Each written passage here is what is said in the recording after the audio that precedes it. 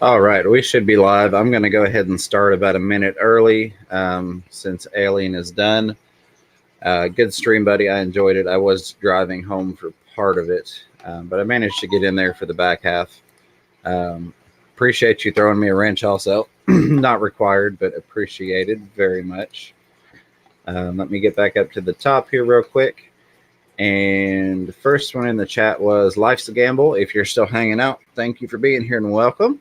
Pond and More, and then we had Griffin Fish Room, Big J's Fish Keeping, of course, the Master Mod Zen Ginger, and Big J's Fish Keeper, Alien World Aquatics. I appreciate you swinging by, my friend. And that has got me back to the bottom. All right. So Caleb is having some technical difficulties. Hey, welcome. I think that's you, Kenny, if I'm not mistaken. Welcome to the stream. Father Fish, thank you for joining. I appreciate that. You have got some amazing videos, sir. A lot of respect for you. I was watching some earlier while I was at work. Well, I was listening to, because I usually have YouTube playing and an earbud in, but I was listening to some of your videos, and I can't believe I hadn't found you sooner, but I'm glad I did. So I appreciate you swinging by. That is an honor to have you. Sushi, welcome. Selfing, glad to have you here. Don G, welcome, buddy. I hope you're doing well today. Hopefully you haven't spilled your soda before your shift again. So while we are waiting for Caleb, I would like to encourage each and every one of you all to check each other out if you have not, which I think at this point we have. But let's help each other grow. Let's show some support for the Fish Fam. We're all a pretty tight-knit community, and it's amazing how sometimes we might think that we are subscribed to somebody. And this has happened to me. There are a couple of people I could have sworn I subscribed to, and come to find out I hadn't. So I always encourage everyone to just check each other's channels out real quick, make sure we're showing love. Unless you've been under a rock this past week, I'm sure you've all heard of Father Fish. He somehow had been missed by a lot of the Fish Fam circle that we have here. Hey Jaded, welcome, glad to have you. Kay and Ma, welcome. So please go check him out and subscribe. I can't even come close to the wealth of knowledge that he has. So let's show him some support. Yeah, YouTube does purge subs, and also notifications have not been the best as of late. Chris Multi-Tank Addiction, welcome. I appreciate you showing up, buddy. This was kind of something that somewhat last minute. Caleb and I had discussed it last night. He was wanting to go live. Hey Pam, welcome. 54 Punchy, the Art of Fish Keeping. But we didn't want to step on anybody's toes, and it was kind of late. So I said, well, let's just go at 5 o'clock tomorrow. So as soon as he gets his computer back up and running, we're going to have him in, because looks like he is attempting to come in the stream. Hey, there we go. Let's get him in here. Sorry, I had a delay on my second monitor. But I'm here. All right, welcome, Caleb. Glad to have you here, buddy. Oh yeah, my hair's all messed up. Heck with it. Heck with it, guys. We're gonna fix the hair, fix the beard. I saw you combing your beard. Yeah, have to brush it out. It gets tangled up easy. I'm gonna have to start putting it in like some Viking braids or something with little metal crimps on it. I was getting down where I put my phone up, because I was getting to the point like this thing, like I had tried my tripod all hooked up, my phone charging, everything. I was ready. Dude, that is awesome. So I'm pretty sure most of you know Caleb's Aquatics. Well, technically it's Caleb Aquatics if you go to look it up. Well, yeah, Caleb Aquatics there. Yeah. Well, I just wanted to make that definition. That way people knew when they looked for it. But if you don't know him, go check him out. Him and I have kind of a friendly competition going to see who can grow the fastest. Oh, I don't know what you're doing that I'm not doing. I'm not even kidding. I've been studying your videos. I'm like, what is he doing that is like just blowing my doors off? I'm like, 391. I'm like, and then so Boy, I've been studying your videos, man. But We will get you there, buddy. We'll get you there. But I wanted like, to have him on. Oh, sorry. Go ahead. No, like the thing that gets me is I've been Hey, posting Tater. almost every day, if not every other day, and I'm like, it's okay. But just like we have, Father Fish, who's been in the community he's been doing this for a long time, and I've recently found the other end of the spectrum. We have Caleb, who is the next generation, and I really want to show support for that because without the next generation getting in the hobby, it fades away. So I think in this age of, social media and online games and kids having cell phones when they're 3 years old, it is important to, okay, he did that himself. That was not me. It's important to encourage the next generation coming into the hobby. So I want to help him expand and grow, and he can kind of bring us his perspective. Let me add him back. I think he's ready. Sorry, I was trying to turn my light on from 125. You're fine, buddy. You're fine. It just randomly went poof. So don't mind that little background with no light on there. So tell us what got you started into the hobby? So first there we go. Put this up here. So first I was about 8 years old, and I had just a classic goldfish bowl. Then we got like a 2 or 3 gallon, and we had this goldfish in there for about 2 years. That really got us going, and my mom hated that. She hated cleaning it. So then we just kind of kept on going a little bit with that. And then after that guy died, I just wanted a tank. So I was about 10 years old. I went out and bought a 10-gallon starter kit and had some different mollies, platies, angelfish, all in this 10-gallon. At the time, I didn't know angelfish could not go in 10 gallons. Even when they're small, when they get large. So I was just learning about that. Then that's when I got hooked. I went to the pet store. That was during the summer. I went to the pet store almost every day. I rode my bike there. It was on Main Street at the time. And ever since, I just kept on going there, getting the different types of fish. And then about when I had a 55-gallon, then I got a 55 when the store was about to shut down.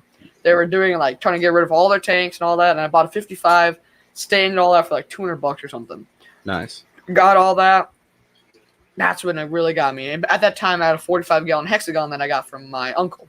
So I had that. I got them all, kind of put them all together, all on one wall, and that's when I got hooked on it.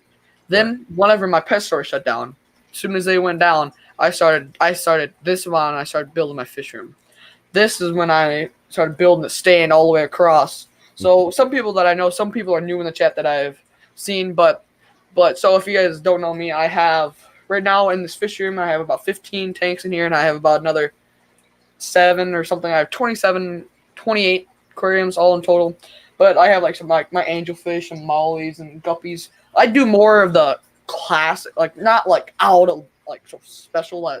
You know what I mean? I kind of do that because I sell fish. I sell fish now from my home and a little bit of business on my Facebook page. So I do that. And I have the angelfish. I just have more of the classic fish because that's what people want. They're not going to want extreme fish. If they did, I would just order them from.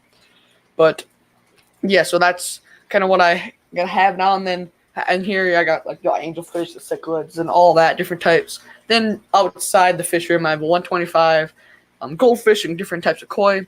I have 3 koi in there and I don't know, goldfish in there as well. And then I have another 30-gallon bow front and things like that. And then upstairs I have a 55. I have a coffee table fish tank. I made a video about that as well. I saw that. Good video. If probably Zane can grab the link quicker than anybody else. Yeah, so I thought that would be one of my best videos out of that, but it turned out pretty well. And then I had I made a salt water video as well, with my saltwater 55-gallon. Then I just kind of have my breeding betas upstairs and kind of more of the classic, kind of more fish, but that's what I all have right now. And actually today I went out and we got a 29-gallon, we got a 55-gallon, we got a 10-gallon, whole bunch of aquarium stuff. We got a jaguar cichlid. We got a golden grommy. We have a molly, a koi, and an angelfish. So I put all those guys in a 10-gallon quarantine other than the jaguar. So those are the only 2 tanks I'd open. Seriously, it's crazy how much fish capacity I have. So after they're done, they're all going to be the koi's going to go in the 55 koi. goldfish tank. I just didn't have a bigger tank to quarantine them in. So Right. the Jaguar is like, he's pretty big. He's about 6 to 8 inches. I'm like, he can't go in a 10 by himself. So I put him in the 20-gallon. He's gonna go in there about a week, quarantine him, and then he's gonna go up in the 125, and the koi is gonna go in there. Angelfish is a smaller angelfish, and he's gonna go upstairs in my community fish as well. That is awesome. I have another question for you, but I'm going to catch up with the chat real quick because I've learned my lesson about that. Turbofish, welcome. I appreciate you showing up.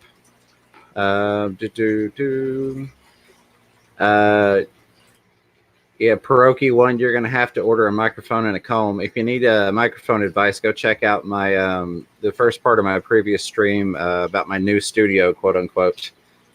I like that. The same thing. I almost have the same setup, but Yeah. I just got this all together. Like I got this thing, the microphone and the boom arm and all that all together though. And I only paid $40 for this whole thing.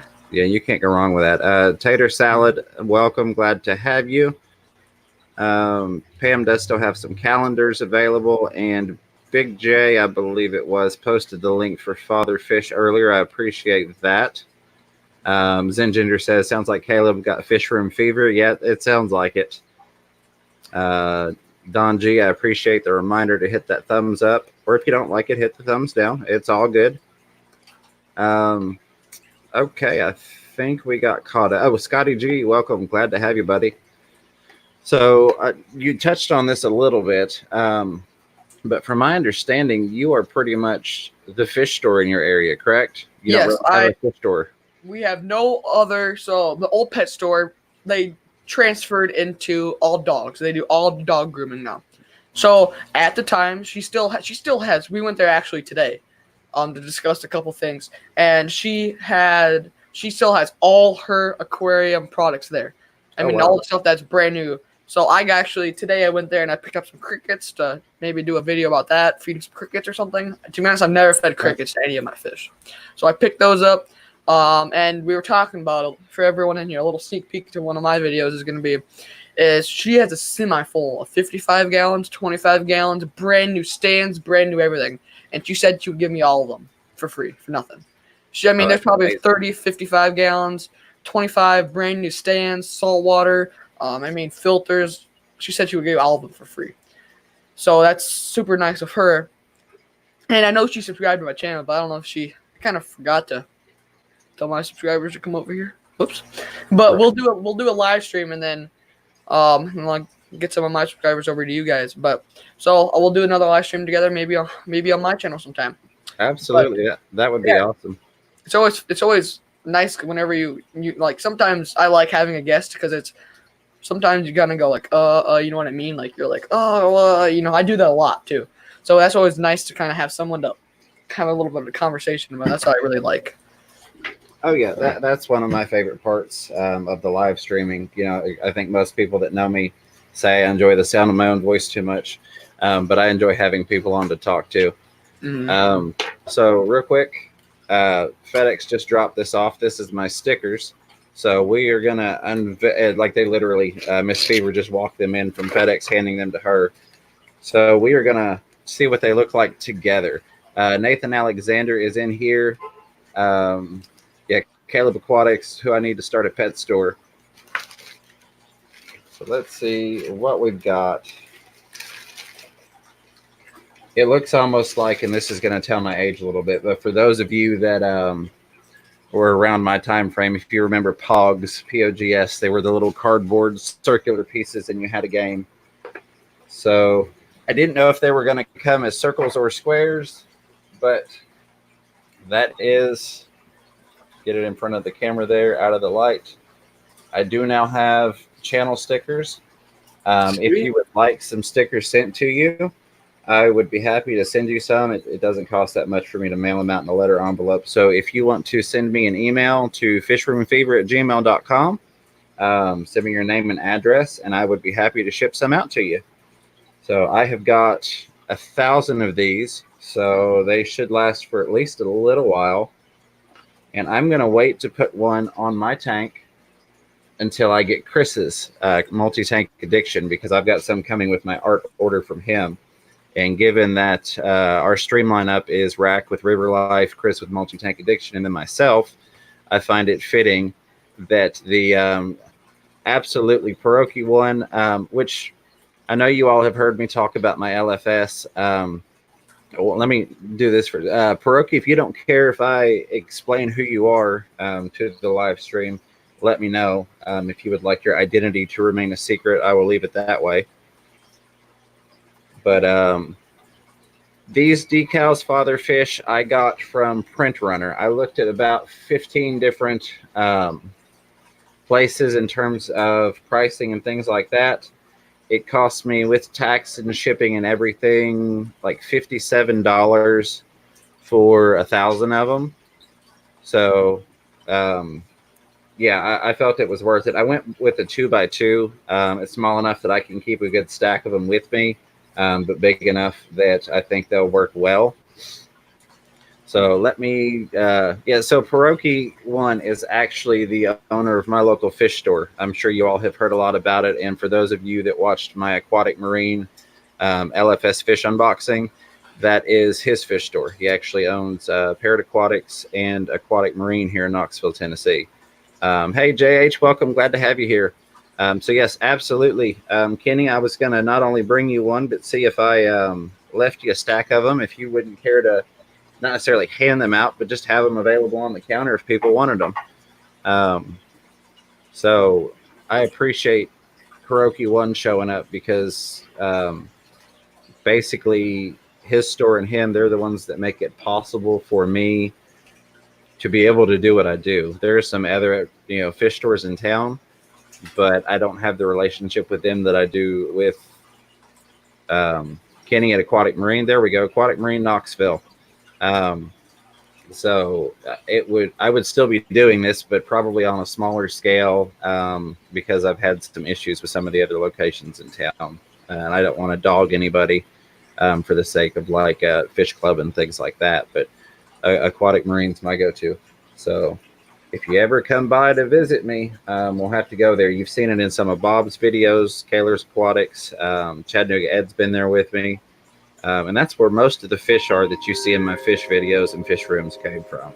So, but yeah, I'm going to start sending these out probably next week. I will have plenty of time when I go out for surgery on the 16th. I'll have at least a week off of work. So plenty of time to write out addresses and send things out.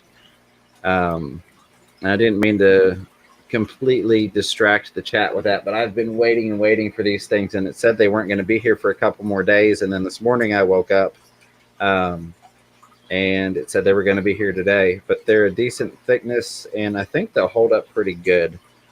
44 Mag Guy, welcome, glad to have you here. See, Chaos Divers, welcome, I appreciate you showing up. Let me see if I can find a link. I don't Zen got one, but if you Google Print Runner, I'm going to do this real quick, and you may be able to find somebody else with a better option for you if you don't have a round logo, or if you're wanting like a square or a rectangle print. But for a round logo, this was the best option for me.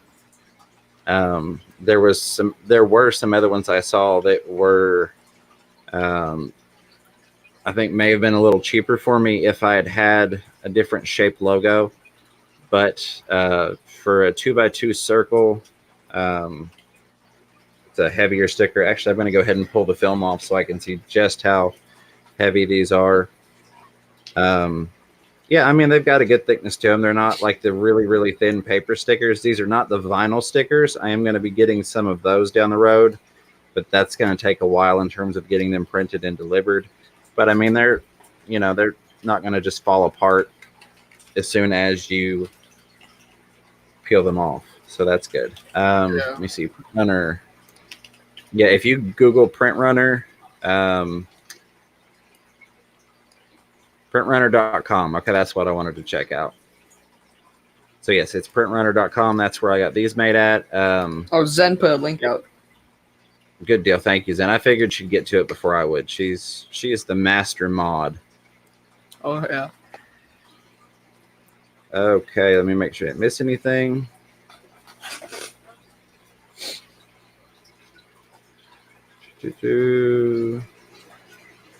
I think I got everybody.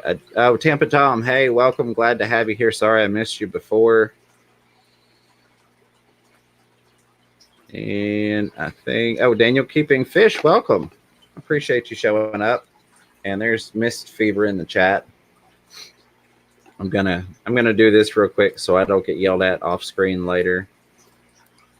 There we go. We'll give Miss Fever a wrench. So yeah, sorry, I didn't mean to derail the whole thing, but I'd ask her if they happen to show up while I was in here live, if she'd bring them into me, because I've been super stoked to get these.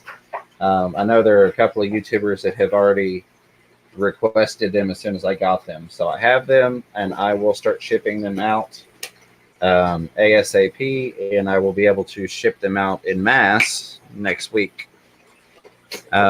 Before I jump into anything else, does anybody have any questions so far? Yeah, another thing that I did today, we went over to like a little bit of a Salvation Army, and we were looking like a thrift store, and we were looking for some desks, because my desk, like my setup area is so it's whack, it's crazy. Right.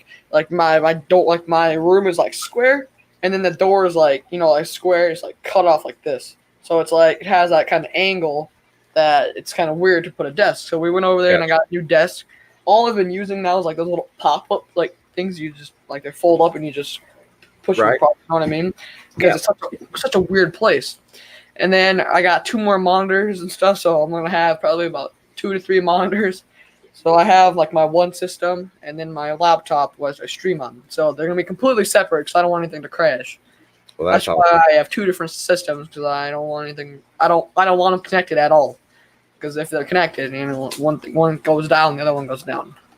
Absolutely. Hash Info, I appreciate you showing up for support, buddy. And I think I saw Blackie's in the house. Hey, Dr. Black. Welcome. Glad to have you here. So how... And you're what, 13, 14? Yes, I'm 13. 13. Okay, so basically you're 13 years old, and you're running the local fish store, so to speak, from home. I mean, that's pretty awesome in my book. I kudos to you, as Blackie would say. And my goal is when I'm 14 or 15 is when I want to have my own store. That's my goal. Right. This summer I'm going to be 14. This summer, if I get somehow to get to work, I'm going to be working nonstop. I mean, I'll be doing live streams in the middle of the night because I'm going hard on getting that money, and that's everything's going, saving it. So I don't want to have a fish store. For example, the rents are $1,000. For example, then I get behind on rent, and I'm like, well, time to shut it down. You know what I mean? Like, I want that extra backup, just because if I do it one more month, for example, maybe the sales go up. So then I'm like, why? If I would have shut it down, you know what I mean? I could have been still up if I just didn't shut it down. So I want to have that money. I want to have that money saved, just so if anything goes wrong, fish tanks leak, whatever, broken window, anything like that. But of course, my dad's gonna have to legally own it, because I'm not gonna be able to legally own it. But that's my goal. If I get that, I'm gonna be on a solid road. And what I really want to do is get one on Main Street. Our Main Street is very old, like a Main Street. So I want one with apartments on top. That's one of my main things. I want to redo the whole place, like new sheetrock, all that stuff. And then what I want to do is I want to rent out the top. And if I can do that, if the rent equals the rent of that building, say for example, there's 2 apartments, if that $500 a piece or something, if that pays my rent for the store, then I'm in solid place. Absolutely. Because all the money I make goes back to the fish, goes back to that. It's like I'm not paying the rent then. The rent's practically free then. You know what I mean? But that's going to be a lot more work, because I have to have my legal insurance and all that. It's going to be a lot more. My dad's probably going to legally own it, do all that side. But that's my goal. If everything goes well, if not, I don't want to rush anything. Because I rush something, I do this, and then it just shuts down. So and maybe I'll wait till the next summer after that. So in about a year and a half. If I wait in a year and a half, I'll have all this money saved up from this summer. And then the next summer is when, the whole summer I would work. So 2 summers, I would whole pay for 2 summers worth. put it all away. Then after that summer, when school starts around in about 2 years, that's when I'll open it up, and then by then I'll be 15. Gotcha. So do you think that is, or let me ask you this way, I guess, phrase it.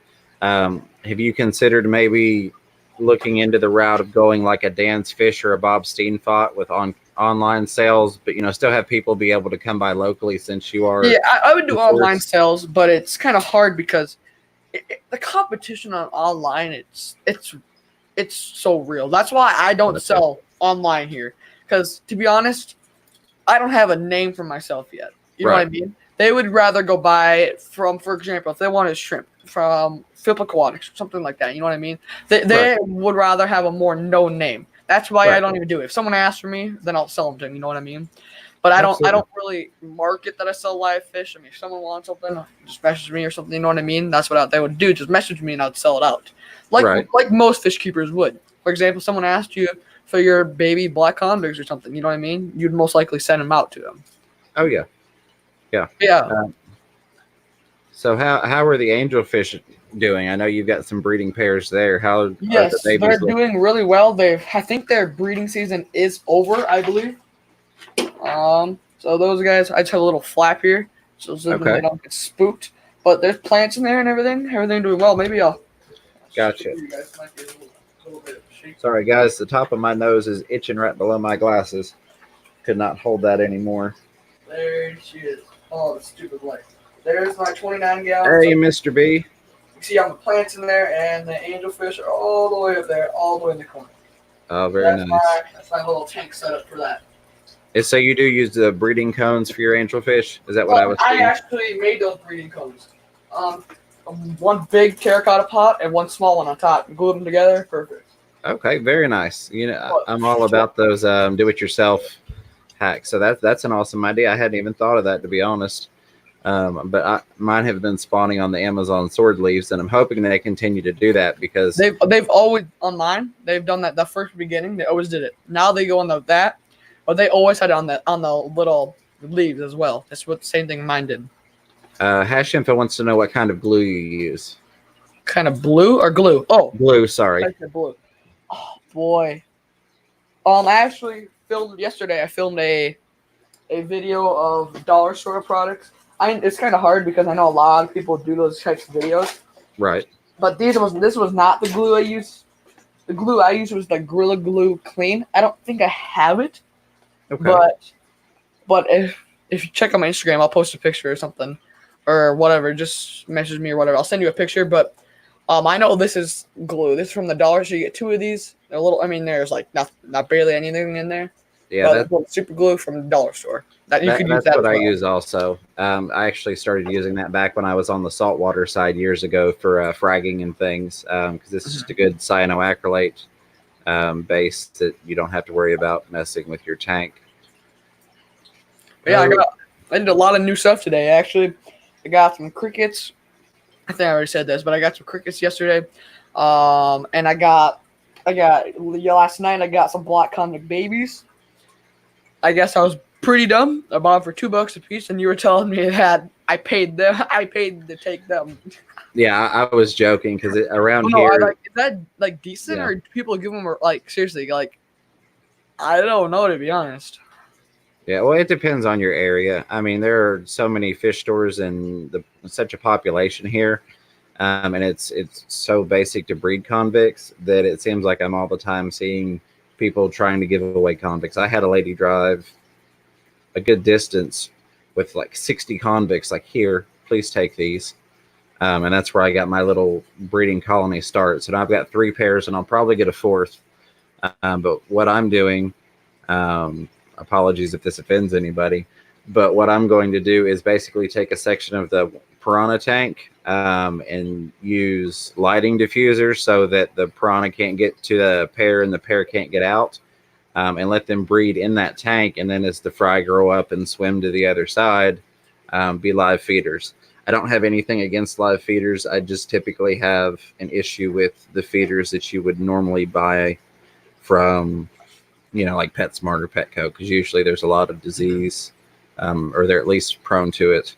and malnourished. So if I can grow my own feeders in the tank without having to do any extra work whatsoever, I think that'll be a good natural supplement to their diet. So that's kind of why I did it. Yeah, so give me 1 second. I'm gonna go get that Gorilla Glue because Hash Info said like question mark. So I'm gonna go grab that quick and I'll be right back. Absolutely. We'll switch that over and I will take a peek. There are a couple things I wanted to get back to in the chat. So Zen Ginger has got the links for Caleb and Caleb's Angelfish Breeding. Chris Multi-Tank Addiction. Hey James, I'm fixing to get to the house and I'm going to be doing some 3D background of my own. Lots of do-it-yourself going on today. Yes, absolutely. I have 3 videos I need to film after this today. And then I have a couple DIY projects I'm not going to get to today, but I would like to.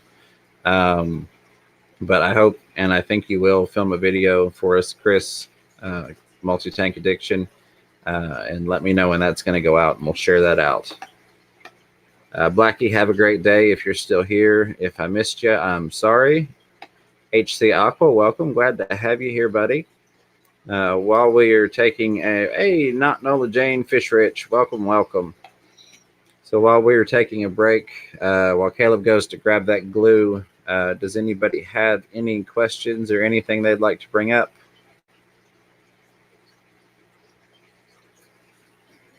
Big J's Fish Keeper said I was doing that with my catfish, had a convict pond, baby went to catfish. Yes, absolutely. I've got nothing against live feeder fish. My issue is the market of live feeder fish that we currently have in the hobby today. But if you can raise your own feeder fish and essentially gut load them with good food or the same food that your fish are already eating, I see nothing wrong with that. I honestly don't see that being any different than case in point Scott of King and Queen Cichlids.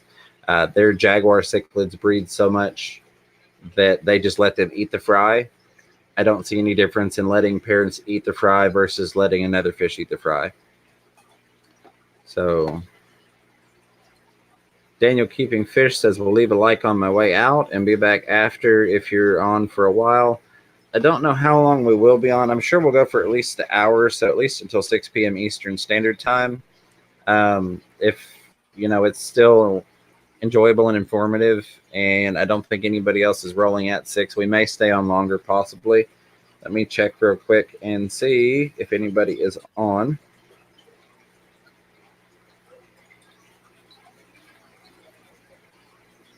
So we don't have anybody until Aquamate at 8 p.m. Eastern Standard Time, according to the website, fishroomfever.com. Rob93, welcome, buddy. I appreciate you coming by. So let me switch over here real quick. Oh, well, it looks like we've got 24 watching and 22 likes. I appreciate that very much. Okay, Caleb is back. I see him waving his hands. Let me add him back in here. There we go. Like I told you, I'm used to using OBS. This is only my second StreamYard.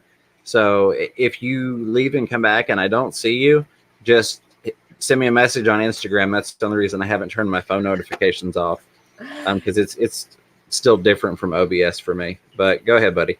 Okay, so of course, the house we live in. I'm just kidding.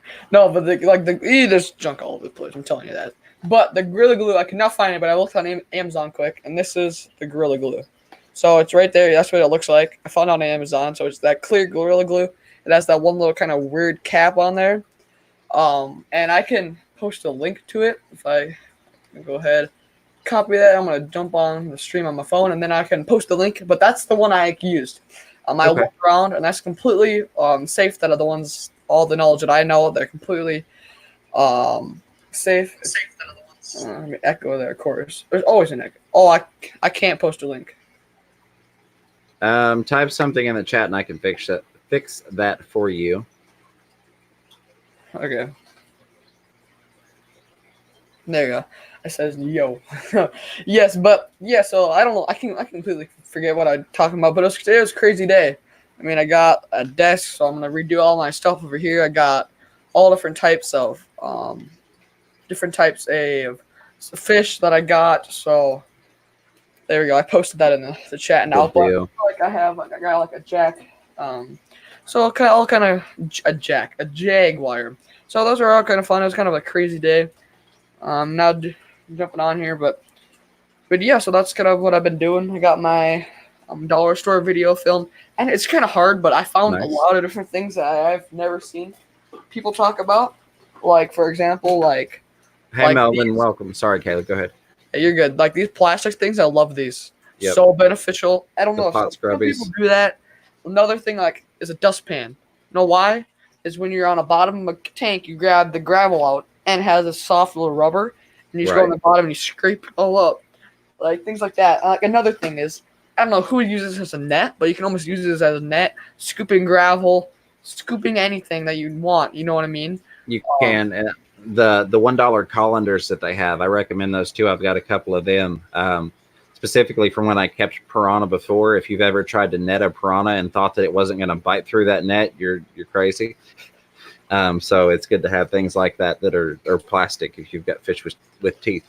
these things right here, like what you get 10 of them for $1. Yep. You have to make sure they're all rinsed out, but these are great. I mean, Ziploc bags. There was all different types of stuff. Like if I have my little organized system over here, but some other things that I did. Of course, that's the wrong one. It's on the top shelf.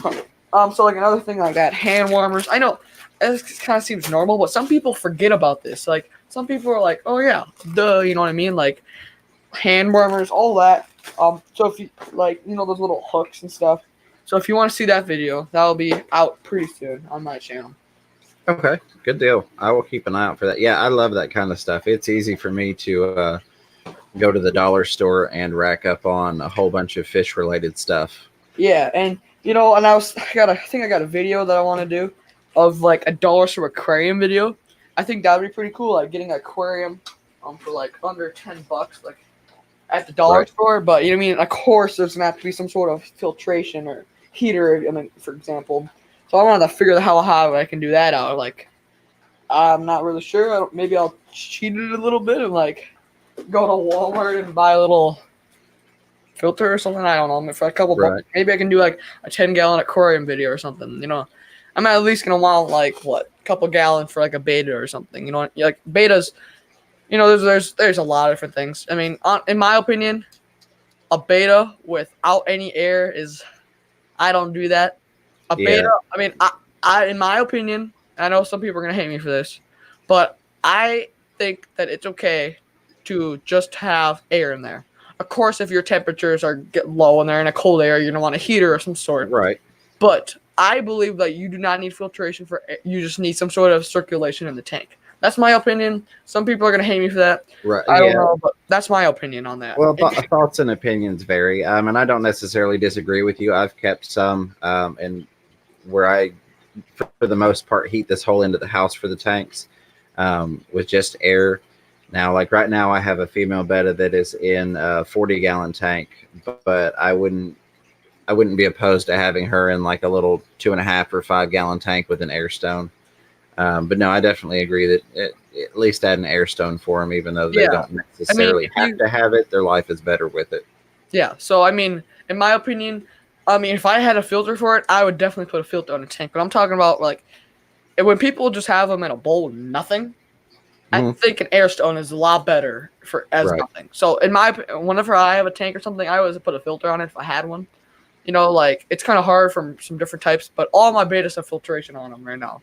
All my betas have some sort of filter, some beneficial bacteria, stuff like that, and they'll have circulation in them. So that's all of mine have that. So that's I do it as much as I can. But for example, even I tell my customers that come buy a beta, I tell them that you need some sort of filtration to get rid of all that. But compared to Petco and a cup this big with nothing in it, and it's a lot better with a 5-gallon tank with an air stone in there. Right. Well, and generally speaking, my thing is just put a little sponge filter in there. You're going to run air anyways. Yeah, why not put a sponge on there? Same thing. That's why I don't have any air stones in all my tanks. Because if I'm going to run air in a tank, why not just put a filter on it? You know what I mean? Exactly. Yes, absolutely. Thank goodness Miss Fever is fielding a lot of questions for me here. But I did see Zen ask about the Escape Artist Beischer. I do want to say we have one. We have an albino that's in the 90-gallon, and that one has gone into that one. That tank is reef ready, so it's got the overflow at the back. That Beischer has dropped back into the overflow at least 3 times that I can remember, and I've had to shut everything down and try and fish it out. But other than that, I haven't had any issues with them. Thank goodness. Knock on wood. I did want to say it's kind of it's funny and challenging sometimes. And somebody had talked about this earlier in regard to creating original content. Because you mentioned the dollar store video. I had gotten, which I haven't released it yet, but I won Crystal's Pets and Plants. If somebody wants to throw her link out there, I won her 1,000 sub giveaway.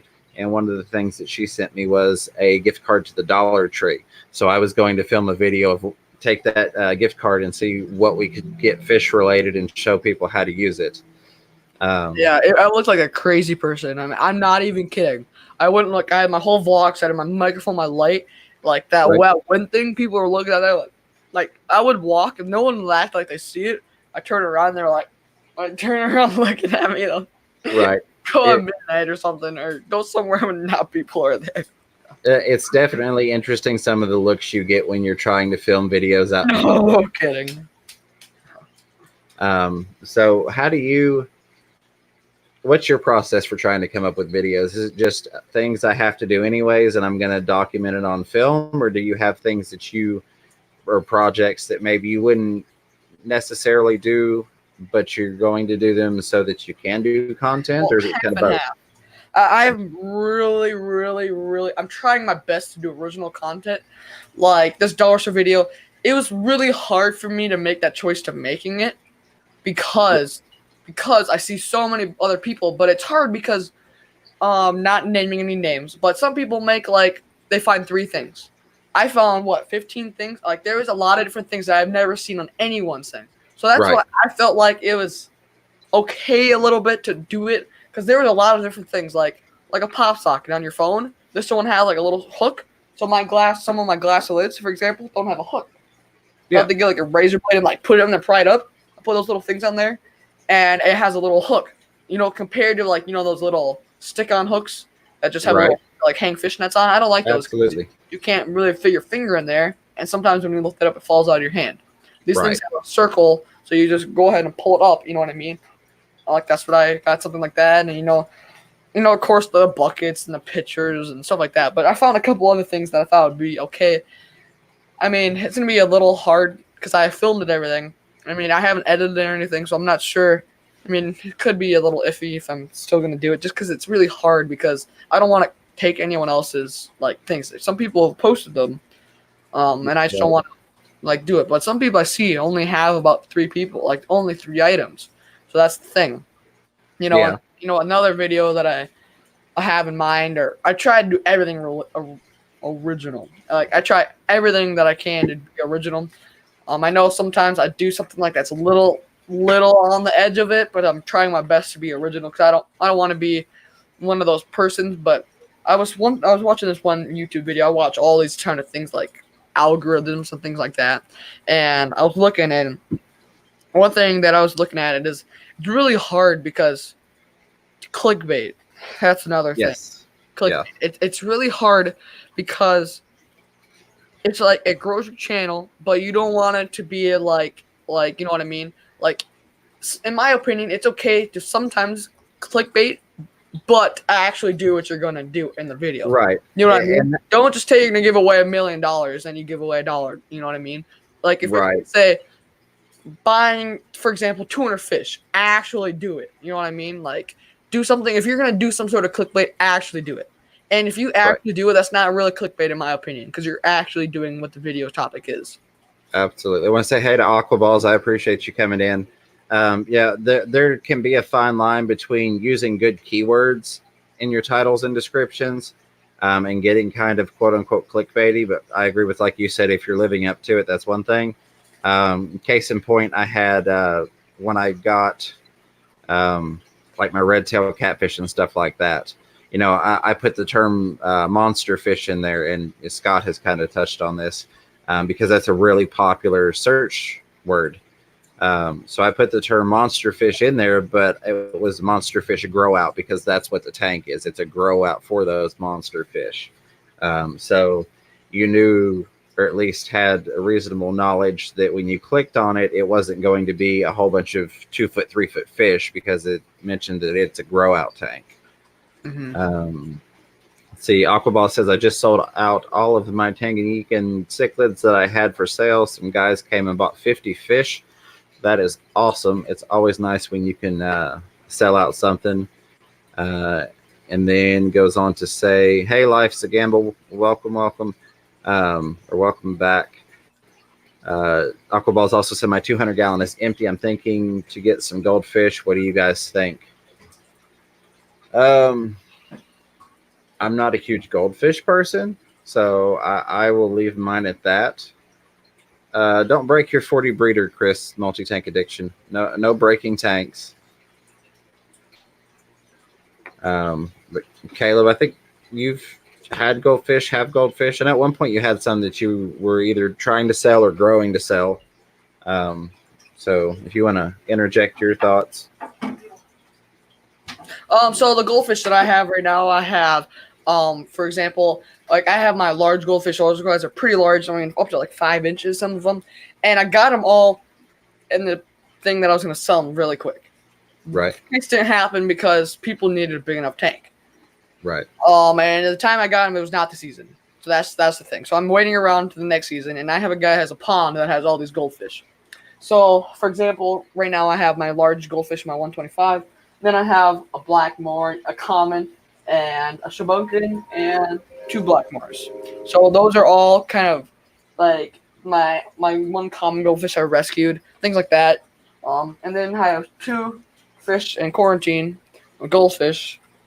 So I have 2 of those as 2, another shabunkin and a black moor as well.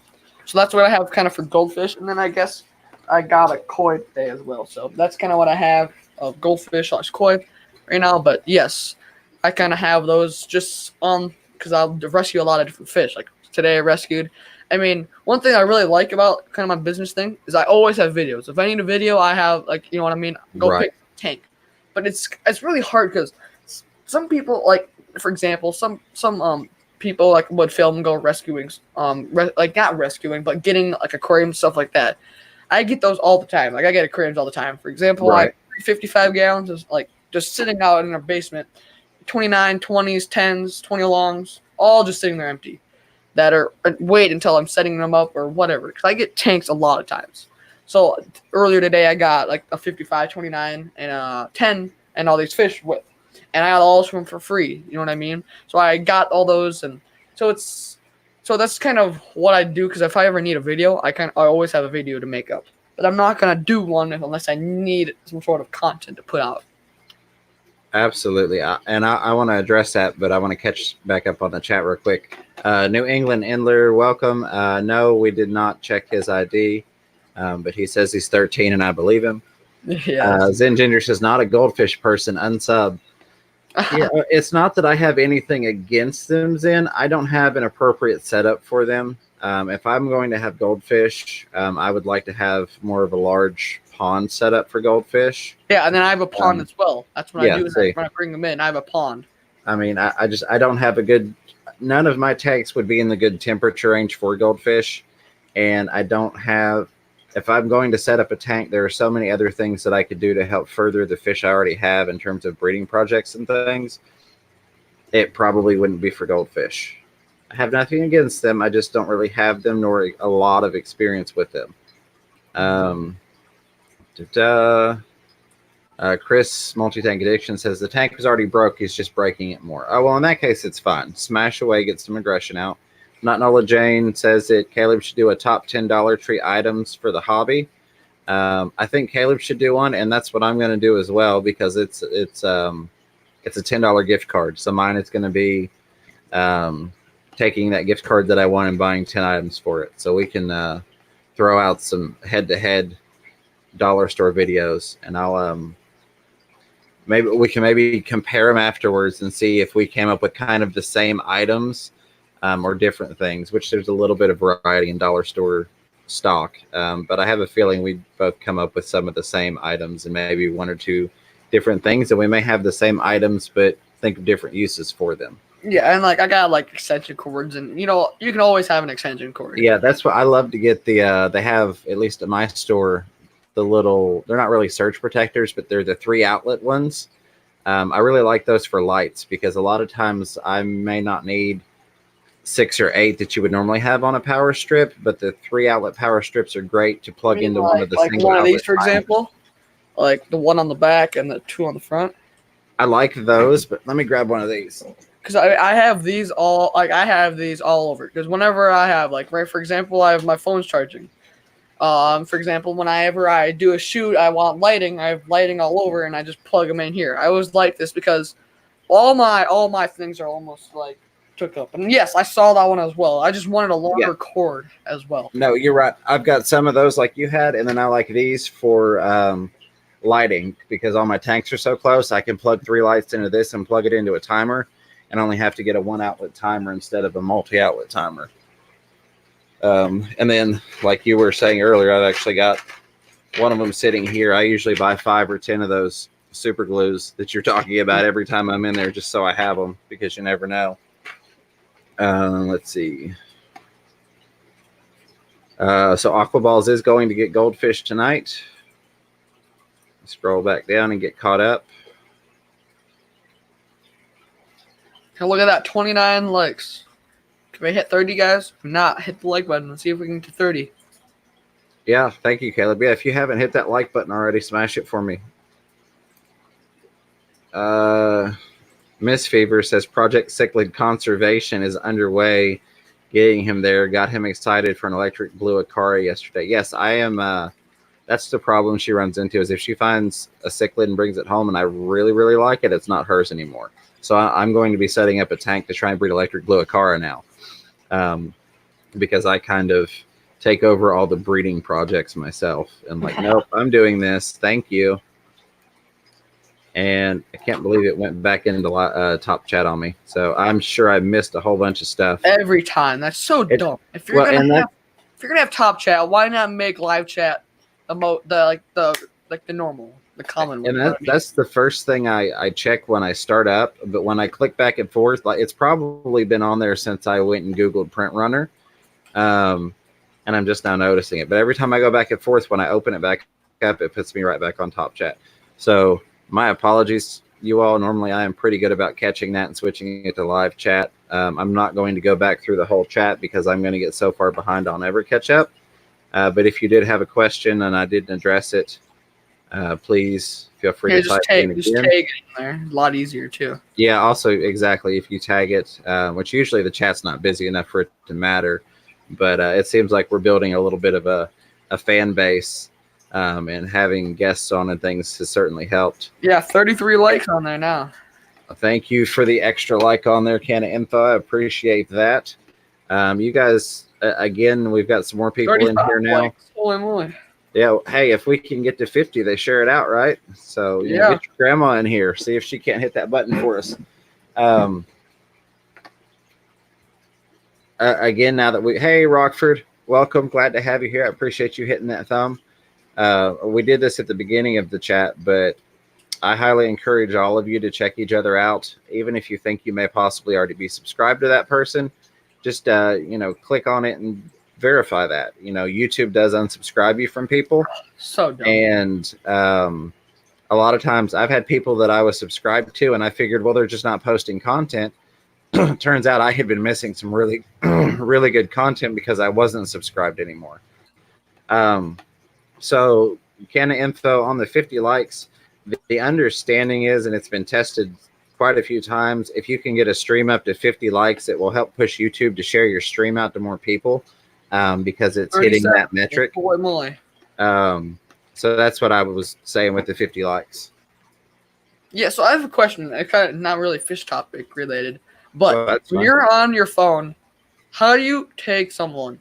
Like, when you're on your phone, how do you tag, for example, if I wanted to tag you on my phone when I'm watching it? Because I've never figured out how to do that. Okay, so from what I understand, this varies, so I probably can't answer because I know you have iPhone. I'm an Android user. Mine, I just manually manually type the full thing. I put the little @ symbol and then type their name out, and it will tag them. Okay, so I've never tried that, to be honest. I know on this one you just go hashtag and you start typing it and you'll click on it.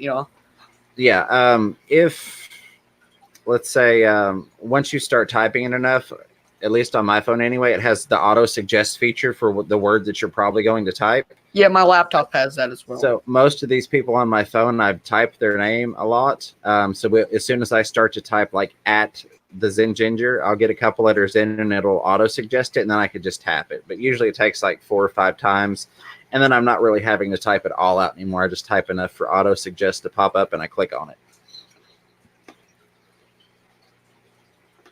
So I think we're caught up in chat. Can't talk. Unconventional Aquatics. I appreciate you showing up. Number 38. All right. Thank you. Thank you. I appreciate you all. This has gone awesome, especially for A, YouTube not sharing it out, and B, it not really being a scheduled thing that we just kind of decided to do. Let's see. Stay live till 50. Yeah, I think we're going to. Nobody else is streaming right away. So we can open it up for further discussion if anybody has come in with questions, or if I had some missed questions. If not, then we may get into some of the YouTuber content creator side things. Of course, still always talking fish, but maybe go to some of those type of things. Yeah, so Jake says do it. I don't listen to your questions, Miss Fever. I just nod my head. Let me go back and look. One thing that I don't like is they unsubscribe you from channels. That's just kind of dumb in my opinion. I don't know why they do that. So there are some people that same thing on your boat, it goes happen. But another thing I want to talk about is, man, what the heck was I going to talk about now? I just forgot. No, but I keep on seeing everyone's question. Fish from Fevers, Miss Fish from Fevers question. Ghost Pirate, welcome. I appreciate you showing up. Crystal's Pets and Plants is in the building. I appreciate you coming in. We were talking about you earlier. If somebody wants to drop Crystal's link again for us, I appreciate you guys going over there and showing support. And I remember Crystal. I was running her playlist a lot of the day while I was at work.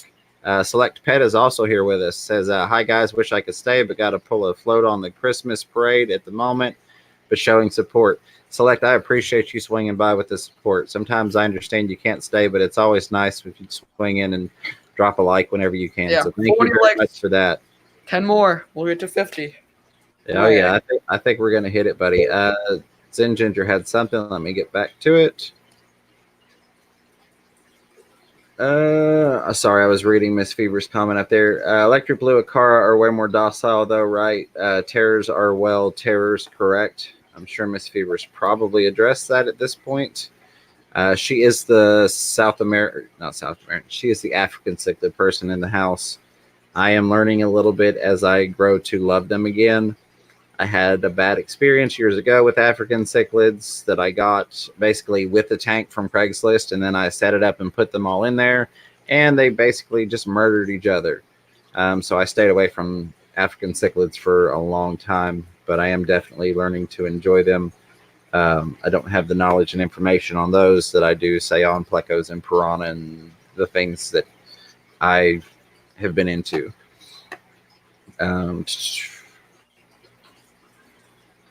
But yeah, Crystal's Pets. I saw her when we went to Aquashella.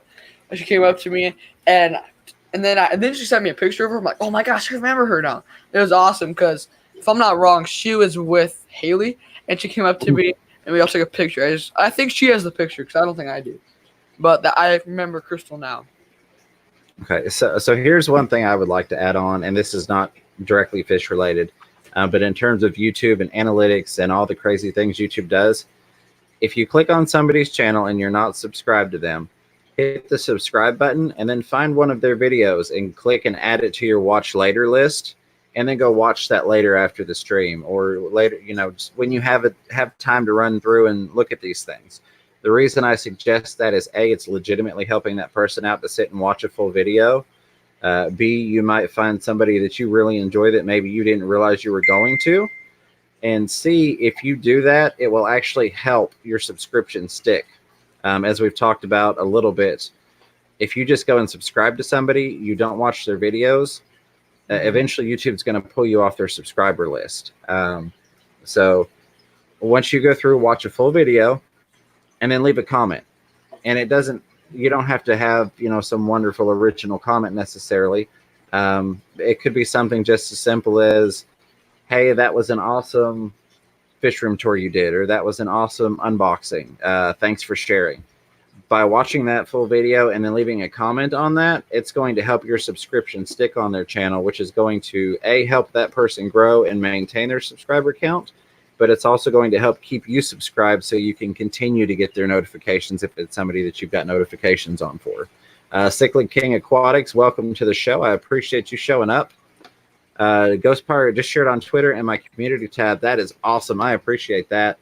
I have not made it to the community tab level, but I'm hoping to get there. Shem Blogs USA, I appreciate you showing up. Thank you for the shout out. We are kind of mixing it up with a guest host, fish topics, as well as some growth here. So I think that's good.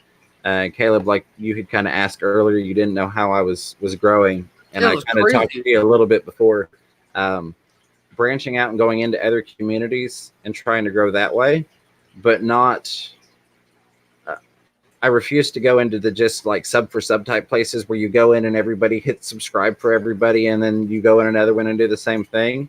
I will go into the streams that have people that will actually come in, watch videos, subscribe, comment. And I've found a lot of interesting things that I maybe normally would not have gone looking for. I've found a lot of videos in the Filipino community that I would have never thought to Google, but it's people that are like from the Philippines living in Europe and talking about their experiences and things like that, or cooking, dishes from different places. And then I've had a lot of people from those communities come over, watch my videos, and they go, oh, I used to have a fish tank. I've thought about setting one up, but don't really know how to do it. Or yes, hey, I have 4 fish tanks. I didn't realize this community was here. So it's a great way to expand our community, get some people back into it that maybe don't know we're around, and also expand your knowledge and your interest possibly. So I encourage that very much so. Yeah, and we'll have to figure out a time to have you jump on mine as well. So maybe, I don't know, maybe tonight or maybe tomorrow or something, just whatever your work schedule is. Yeah, well, I'm still working 7 days a week all the way up through the 16th when I have that surgery. But after that, probably Tuesday, I should be feeling fine. If you want to, and I've encouraged Pam as well, tag along and hop through some of those things. Because Pam is really close to her 1,000 and she's got 7,000 watch hours. So I'm pretty sure within 3 days we could probably have her to her 1,000 subscribers. What, if not like sooner. 700, 800 yes, right now? Right? MTA is not far behind either. He's I'm good with that. Let me send you a link. Sorry, Chris. Again, I'm still not used to the whole StreamYards thing. I forget that I can have a lot of people on. So I'm going to. Hold on just a second. Just a second. That was not the droid I was looking for.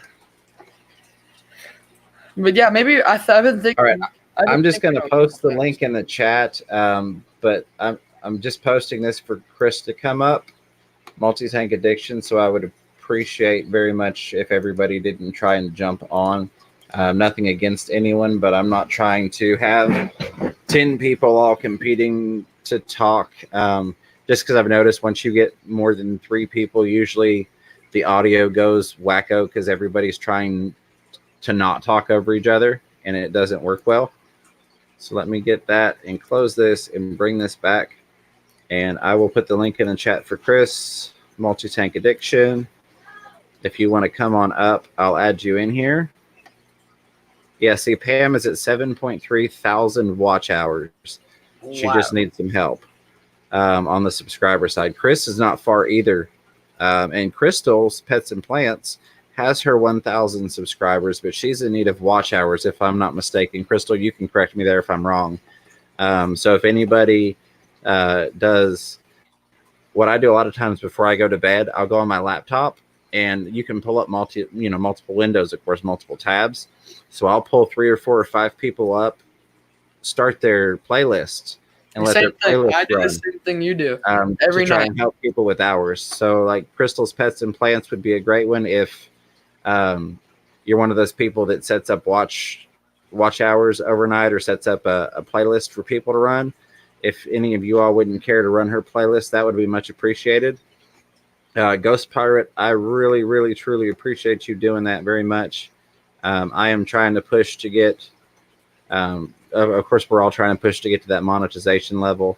But there are some just generally good things that I'm trying to do. Hey, Chris is in the waiting room. I'm going to add him on there.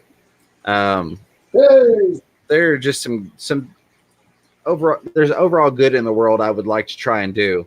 And I can do that better if I have a little bit of backing by being able to say that I'm a monetized channel. Yeah, and then the YouTube actually suggests your stuff a lot more.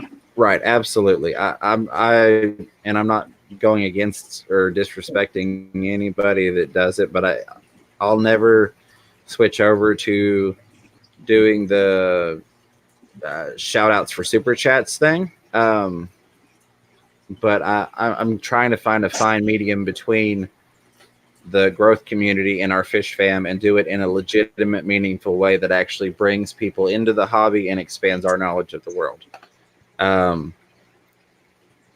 Hash Buddy, were you wanting to come up?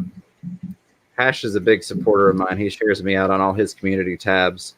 Hash, I will let you come up. Are you there, buddy? Yeah, I'm here. How are you doing? Can you hear me? Doing good. You doing all right? Oh, I'm doing excellent. How's everybody doing out there?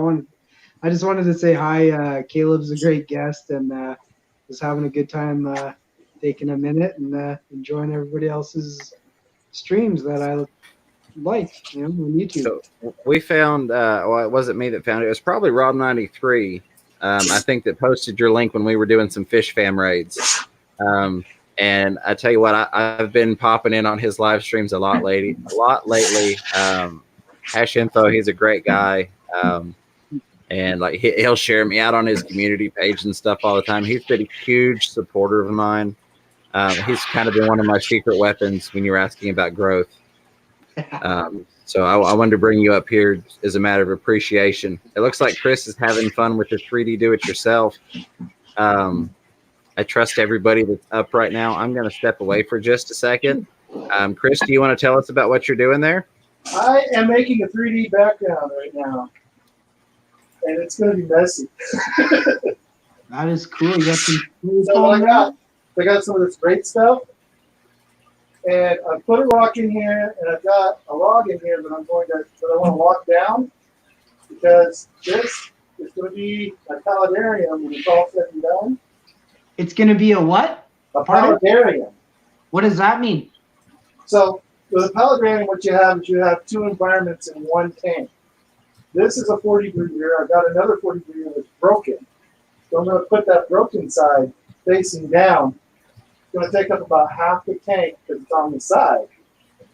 And I'm going to silicone it in, and I'm going to put a pump on it. And I'm going to make the part that's above the water line a huge waterfall with above ground, above water plants, and, all that kind of stuff. So you got to document this whole process. Then you have another camera running, catching everything as you do this right now, or are you going to start one up so you can start? Yeah, I've got another here. I'll show you. Right below this tank. Yes. This tank's broken. There's a hole.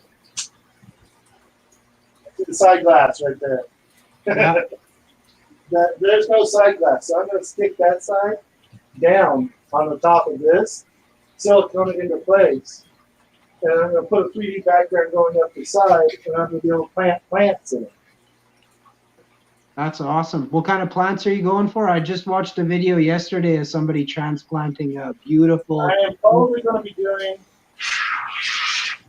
stuff like pothos, Anubias, some basically aquarium plants. Yeah. And we'll do them above water, and they're going to get all their nutrients in the water from the waterfall. They're going to be under the flow of the waterfall. So I'm going to pump water out of this tank up 3 feet into the top of the 40 breeder, and it'll overflow into like a trickling waterfall. Ooh. Like what do you call that? Infinity pool? That concept, or what? Kind of, yeah.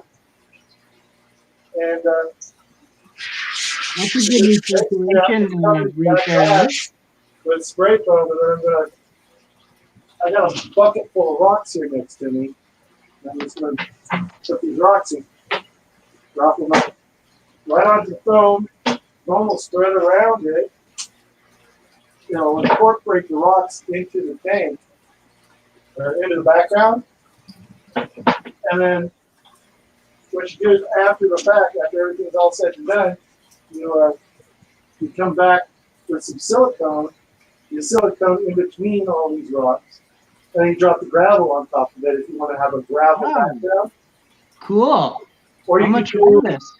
the whole thing, a thin layer of concrete, and then wash the concrete off the rocks so the foam gets a concrete look, and the rocks look like rocks. So. See, I know you're not going to eat the plants, but spray foam, like that stuff's not going to sweat into the water or nothing. This actually will. This is fine as long as I cover it all.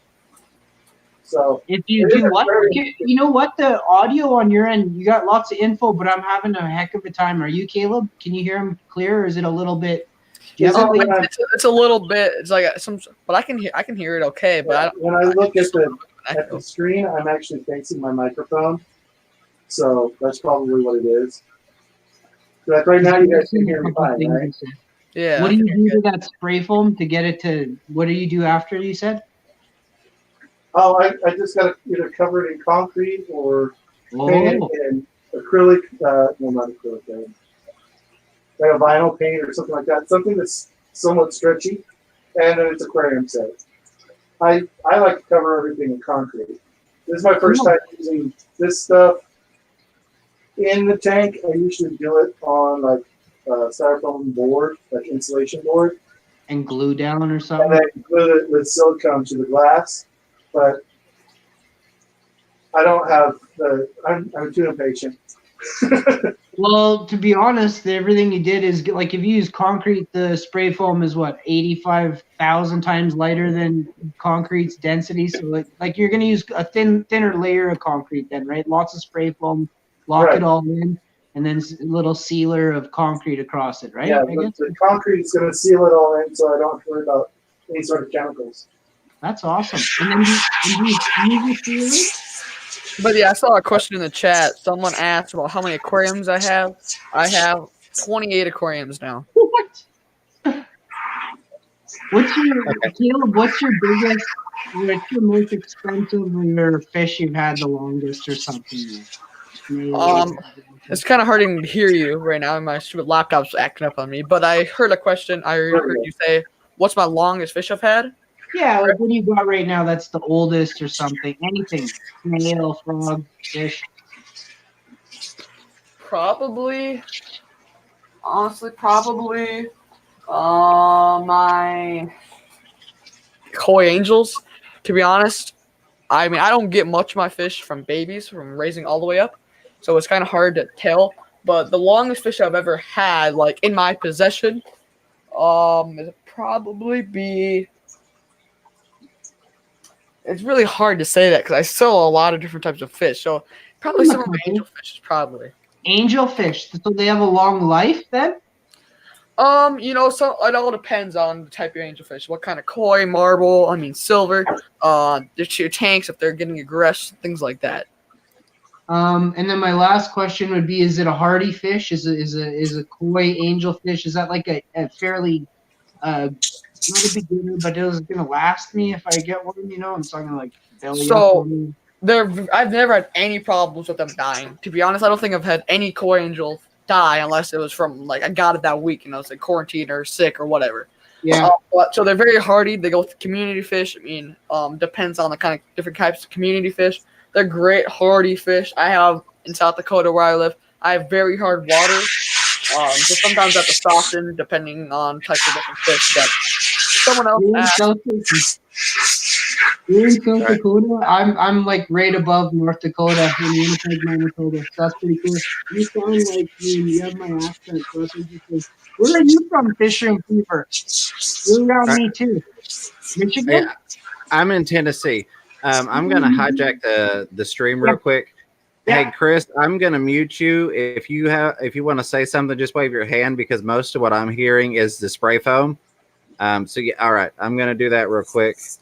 The other thing I wanted to clarify, because I did say I was not going to bring anybody else on, but Chris, I wanted to let Hash come up because not just is he a supporter, you are all supporters to me, and I don't place any of you above anyone else, but he is someone that is not currently in the hobby, but has had a lot of questions for me about the hobby and is curious about setting up a tank. So I know he would have some really good questions.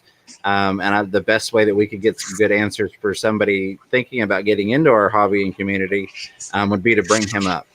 Yeah, the third thing, there are some questions. There's one other thing I want to do real quick. If all of you all right now will do me a favor, a personal favor to me, go to Rockford Fish Keeping. I think he only needs 4 more people to be able to get his custom URL. That's his goal. Yeah, he's at 96. So if we can get him 4 more people so that he can get his custom URL, I would appreciate that very much as a favor to me. All over the floor. I see you didn't get dog food. No, I forgot dog food. Oh no, I muted Hash. I'm sorry. Yeah, There we go. Try to tell you. There we go. That's my bad. Sorry. All right. There we go. So, and then we did have some questions if any of y'all want to grab that, but I wanted to address those 3 things really quick. And then I'll let you all. Could someone post a link in the chat for the gentleman you're talking about, please? Sorry, I missed his name. I'm I'm ready to surprised. subscribe to him. Surprised Ginger hasn't thrown it up in there. Please. Everything Fish, welcome. I appreciate you. All right. Well, somebody's finding the link for Rockford Fish Keeping. I am going here. Okay, so that's where Rockford Fish Keeping said the only thing he wanted was the custom URL, and he's almost there. Well, he'll be there in a second. Everything Fish had asked how many tanks. You went over that part. Somebody asked Caleb, how many gallons do you have? I don't remember who it was. I'm trying to find it. To be honest, I haven't really done the math because I keep on going up and up and up and up. So to kind of rough estimate, I mean, I have 2 125s. 1, 2, 3, 4, 5 55s, 5 20s, 4 10s, 29, 30s, things like that. So it's I kind of have like 20, 55s, 30s, 125s, all that. But I also put the link to everyone kind of did it, but I put it in there as well. So go check that out, Rockford guys. I love that guy. Yeah. Melvin Storm Riders Aquatics, I appreciate that. I'm glad you're enjoying the stream.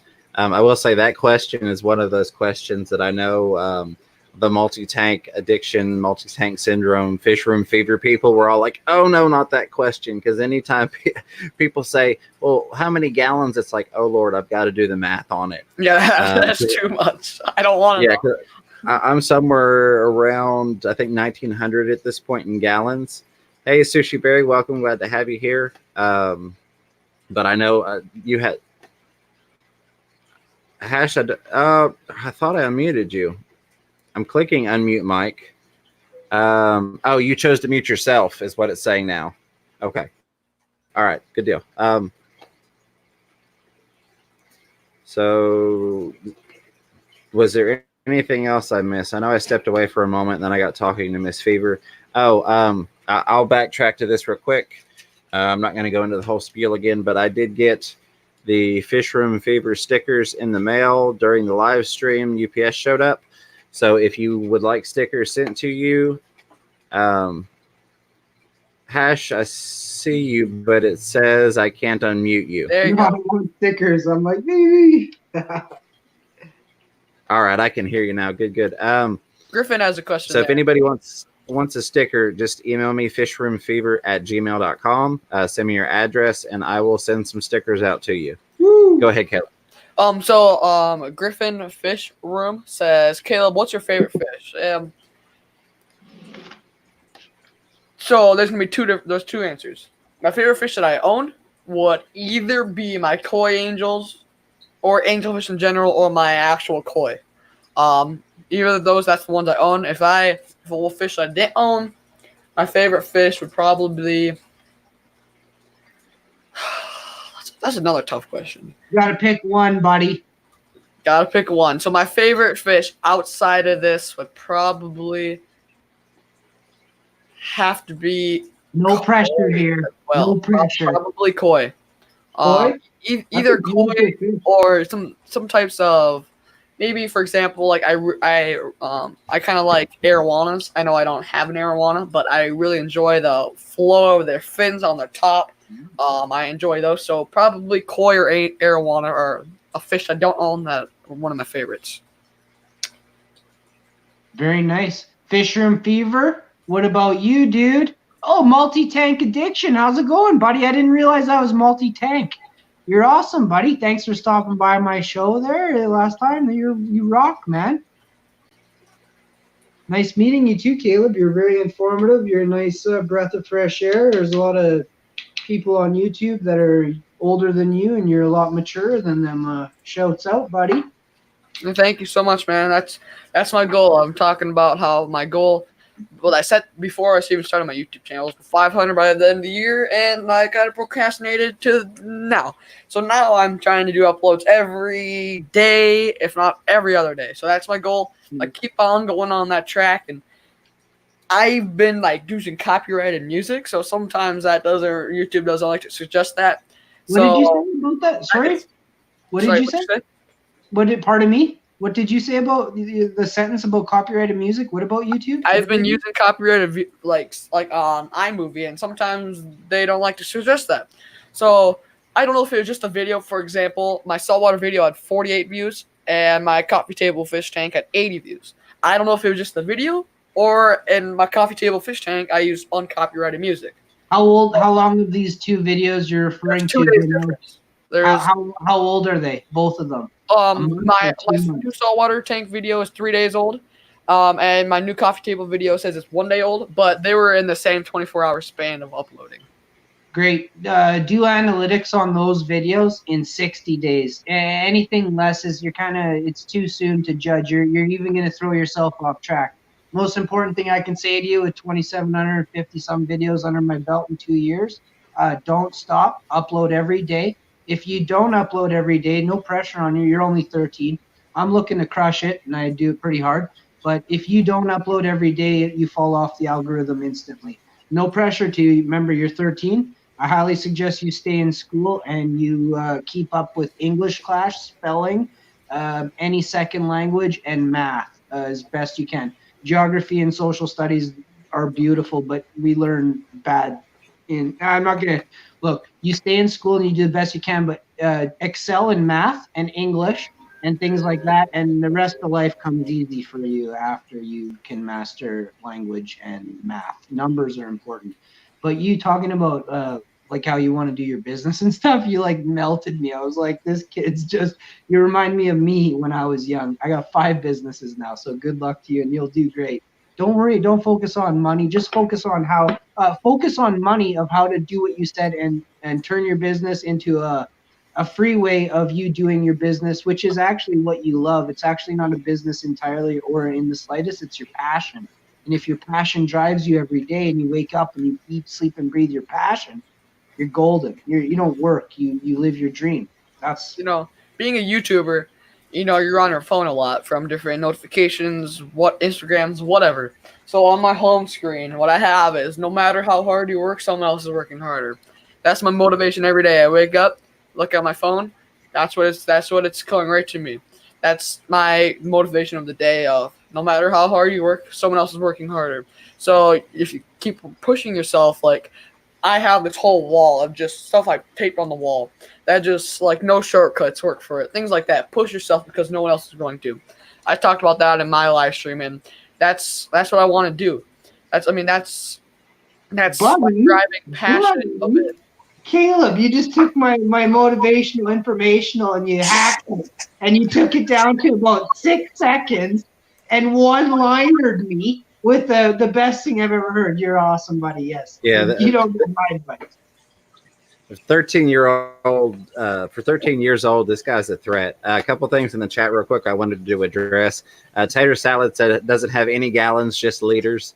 I know we're on the crazy gallon setup over here, but I went back through the chat. It says it's got about 600 liters. And then there was a question. There we go. Everything fish. What's the most expensive fish you own? Mine is my Giardini arowana, which is like $300 at my size. Chris, I did unmute you. Caleb, what's your most expensive fish? Well, probably my koi. My koi probably up to about $200 a piece. Gotcha. And I have about 4 of them right now, I think. Fish Room Fever. You have a breeding pair, and of your most expensive, and same to you, Caleb. Do you have a breeding pair? And multi-tank, what's your most expensive? And do you have a breeding pair of your favorite or most expensive? There you go. That's my question to you three. Chris, you can go ahead. I'll go ahead. My most expensive fish that I currently have right now would be my Interidae severum. They're Oh, what? Pardon me? Can someone type that in the chat so I can look it up? Interidae.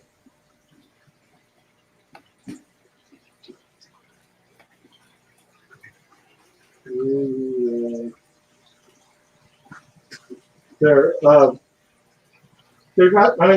basically a hero severus, which is basically just a normal rock keel severum, which is my favorite fish. But they're from the Interidae region of the Amazon River. So they're from a very small region. It's actually the town where they were caught. And there's only one place in the Pacific Northwest where I can get them. So you have a breeding pair?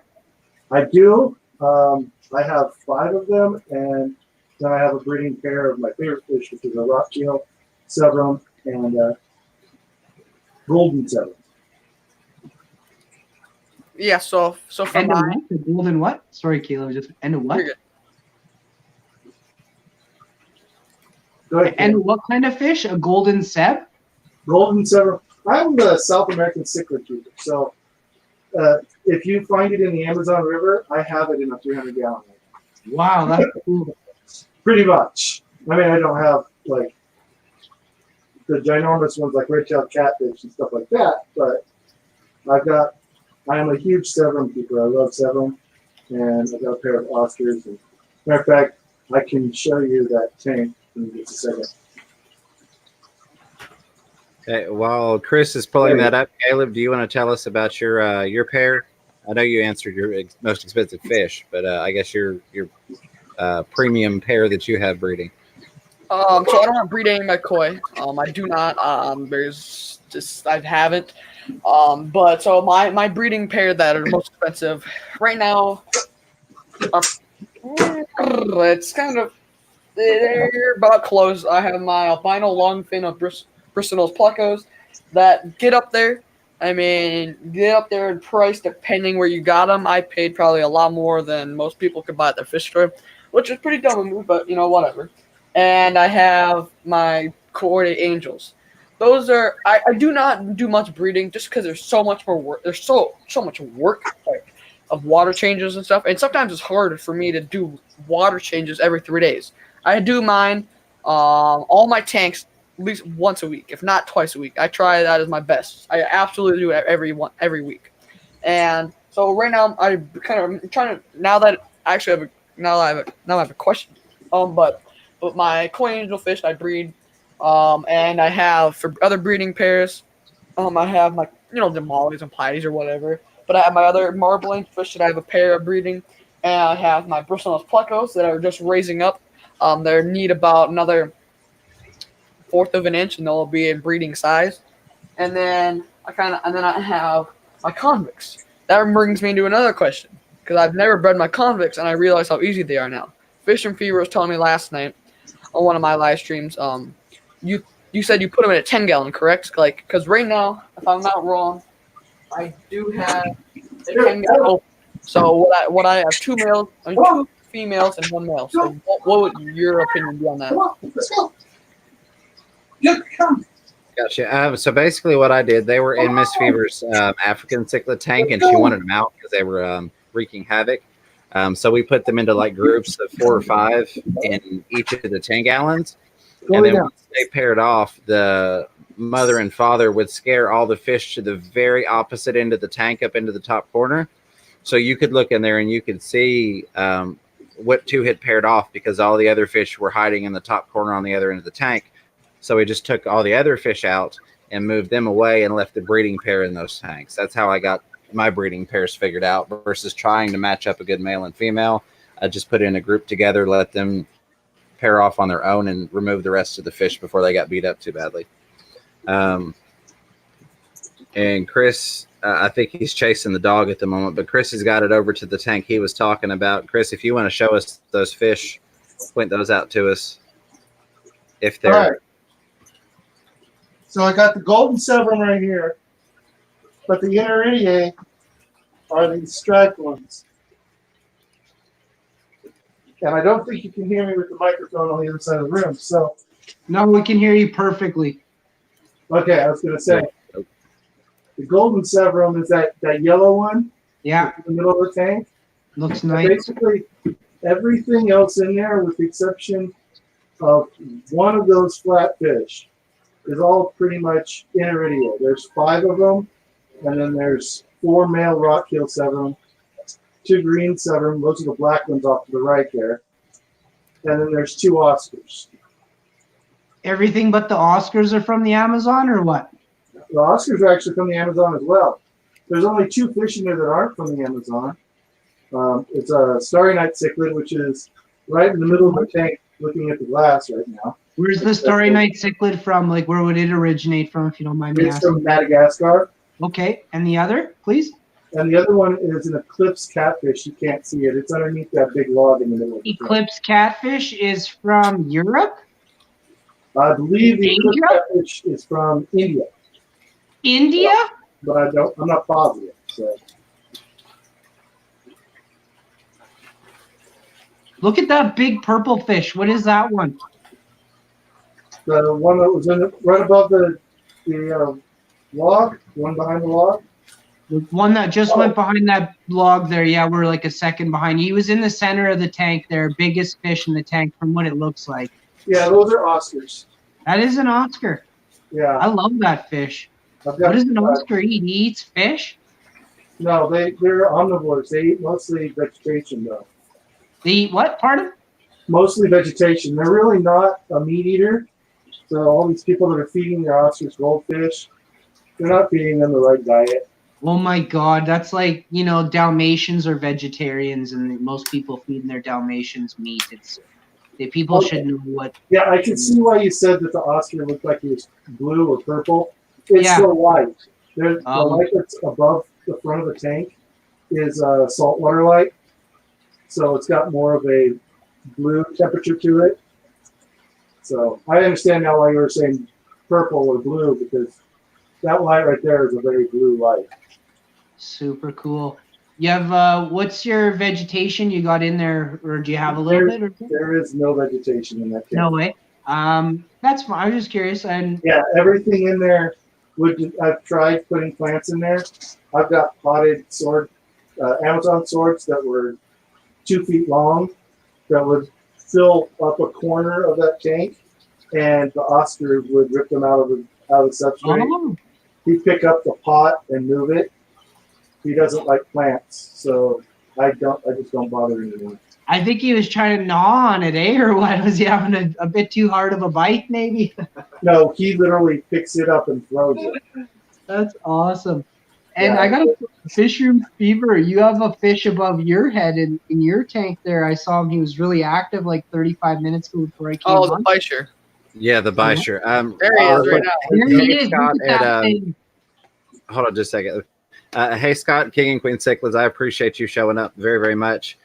No, I am not going to be streaming over you. I think you go on in 27 minutes, if I'm not mistaken. I know you just changed your stream schedule, and I haven't even updated it on my website yet because I wasn't sure your new time.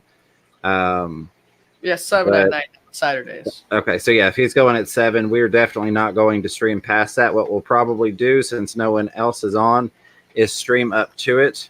Scott, are you going to be going for an hour when you stream? Yeah, and I don't know who else. If it's open spot tonight as well, maybe if you want to jump on over on my Fishing Fever, if you want to jump on over too. If Well, not tonight, or if not, gotcha. whatever. I was asking because we do have Aquamate at 8 p.m. Eastern Standard Time. Eastern, my time. So I didn't know if Scott King and Queens was going to do a 1 hour stream. Okay, 1 hour. Yeah, so what we'll do is we'll just stream up until right before Scott starts, and then we can go over there, show him some love, and then we can head from Scott over to Aquamate. Yeah, I wasn't going to go over. Right then. I wasn't going to go over Scott. I talked to him earlier today. I was like, "Hey, dude, don't you ever worry. You always got one viewer. I will always be there." Oh yeah, absolutely. Yeah, no, I will always do my best to make sure I am not streaming over anybody, especially if it's somebody that we have scheduled. I always check the schedule to make sure I'm not going to jump on top of somebody else's stream. One, I'd rather be in their stream hanging out, and two, we kind of had the issue, and this is nothing against Joel because I'm sure he didn't know, but Alien World Aquatics went live earlier, and at the same time, Joel jumped online with Bentley as his guest, and I know that definitely hurt Alien World, and he's just trying to get started. So yeah. I never want to do that to anybody. And like I said, I'm sure that was not intentional by Joel, and he probably didn't know anything about Alien World streaming at that time because Joel's not the type of person that would do that. But I just mentioned it to show what effect it would have. But sorry, go right ahead. I just wanted to get that covered real quick.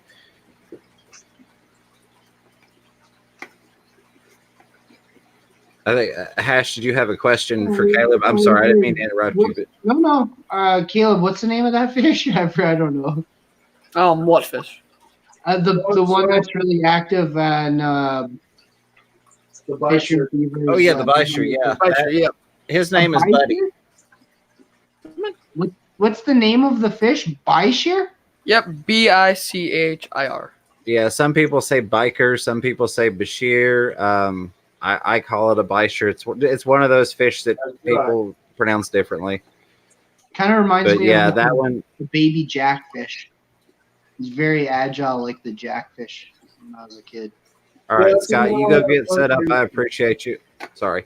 It's one of those fish where you can mispronounce the name, and people still understand what you're saying. Yeah. Like a Bisher and a biker and a Bashir, and then there's the beta and the beta, and I was always weird. I don't like when people call it a beta because you beta test software. You gotta have a good fish in your tank. Are you a techie by day and a fish room fever by night, or what? There with your pun on computer fishes. Oh no, I've been in computers since I was 13 years old. So me too. Nice.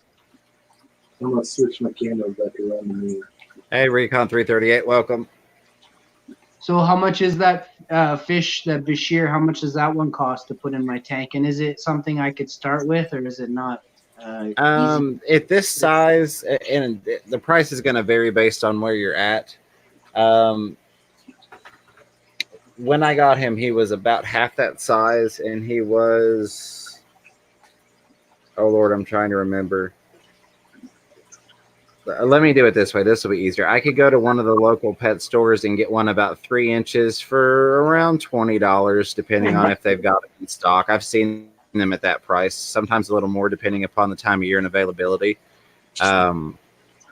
What kind of fish goes good with him in a tank? If I get one of those and another kind of companion fish, something else for him to look at and swim around and go hard on him, what's a good one? The most important thing you want to look at with that, is going to be first off temperature, that they can all kind of handle the same temperature range and water parameters.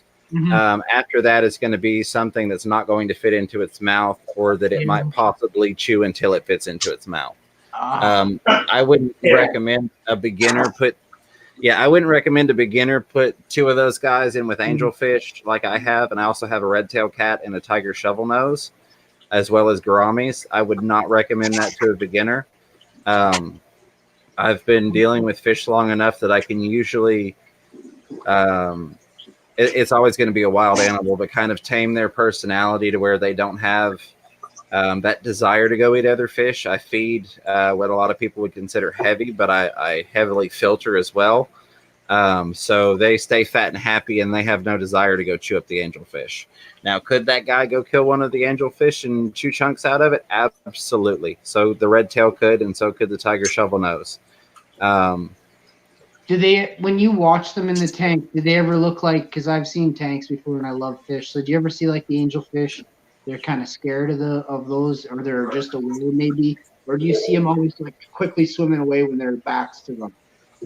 They generally don't. The only time that I've ever seen any type of fear or intimidation, and it wasn't even actual aggression or intimidation, would potentially be during feeding. Maybe an angelfish got too close to something that the bisher was chewing on and decided, oh, I should swim over here. But the angelfish, they generally don't mind. Everybody kind of just, hangs out and does their thing, and they're happy together. So I just put out the link because I know Hash just a couple questions like what kind of fish I have. So this was about 2 months ago of my fish room tour. So I posted the link there. So if you want to check that out, Hash, that was one of my beginning videos, honestly. So I posted that. So if you want to check that out, that's there. And I'll probably have to make an updated one because it's changed a lot since then. It's happened, yeah. Cool. I will check that out for sure. And real quick, I probably missed another question, but I did see someone ask what type of dechlorinator we use. Aquaballs. That's what kind of dechlorinator. So I use a local dechlorinator. This is one of the things that I do go to a different LFS for. It is called Aqualife Complete. Just real quick, promotes healing, relieves stress, replaces slime coat, removes chlorine, ammonia, and chloramines, detoxifies nitrate and heavy metals, adds essential electrolytes, boosts alkalinity, and works instantly. And I get this refilled. Yeah, we knew where Chris was going. I get this refilled for $9. They give a 10% off on refills, or 20% off on refills on these bottles. So I usually go through 2 of these a week on water changes. But it's not something that is nationally available that I'm aware of. So, and then Chris, if you want to do your hashtag sponsored. Well, I've got a question for you before multi-tank. I'm sorry, bro. I just want to ask this about that. How long have you been using that dechlorinator stuff? Because that sounds like we should all I have been using that one since my last run in the hobby. So I've been using that for well over a decade. Like that, we should be using that to feed our house plants, our garden plants, and for drinking water. It gets rid of heavy metal. Is it organic? What is the main substance? I don't think it's organic, and I wouldn't recommend ingesting it. It does everything. It cleans the water. Like that's an amazing product. It does, but the big thing is it's got a proprietary polymer formula they're not going to give you all the ingredients, so I can in no way recommend drinking it or adding it to something you're going to ingest. No. But yeah, it does a lot.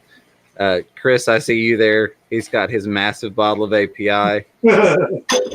I've heard of API before. Let's go over that one. API, I am sponsored with API, so that's why I have a ginormous bottle of API dechlorinator. I don't use the chlorinator in my tanks because my tanks, the chlorine level in my water is so low that it's unnecessary. It gases off within 24 hours, and I'm good. I usually don't do large water changes either. So, like with the 300 gallon, I'll put a hose in the tank and I'll turn it on and I'll just let it overflow for 5 minutes. And then turn it back off again and move on to the next tank. So I don't use a lot of dechlorinators, but I do use it in my rack of 10 gallons, and this is the stuff that I use. It does the same stuff that Prime does and the stuff that Fisher Beavers stuff does.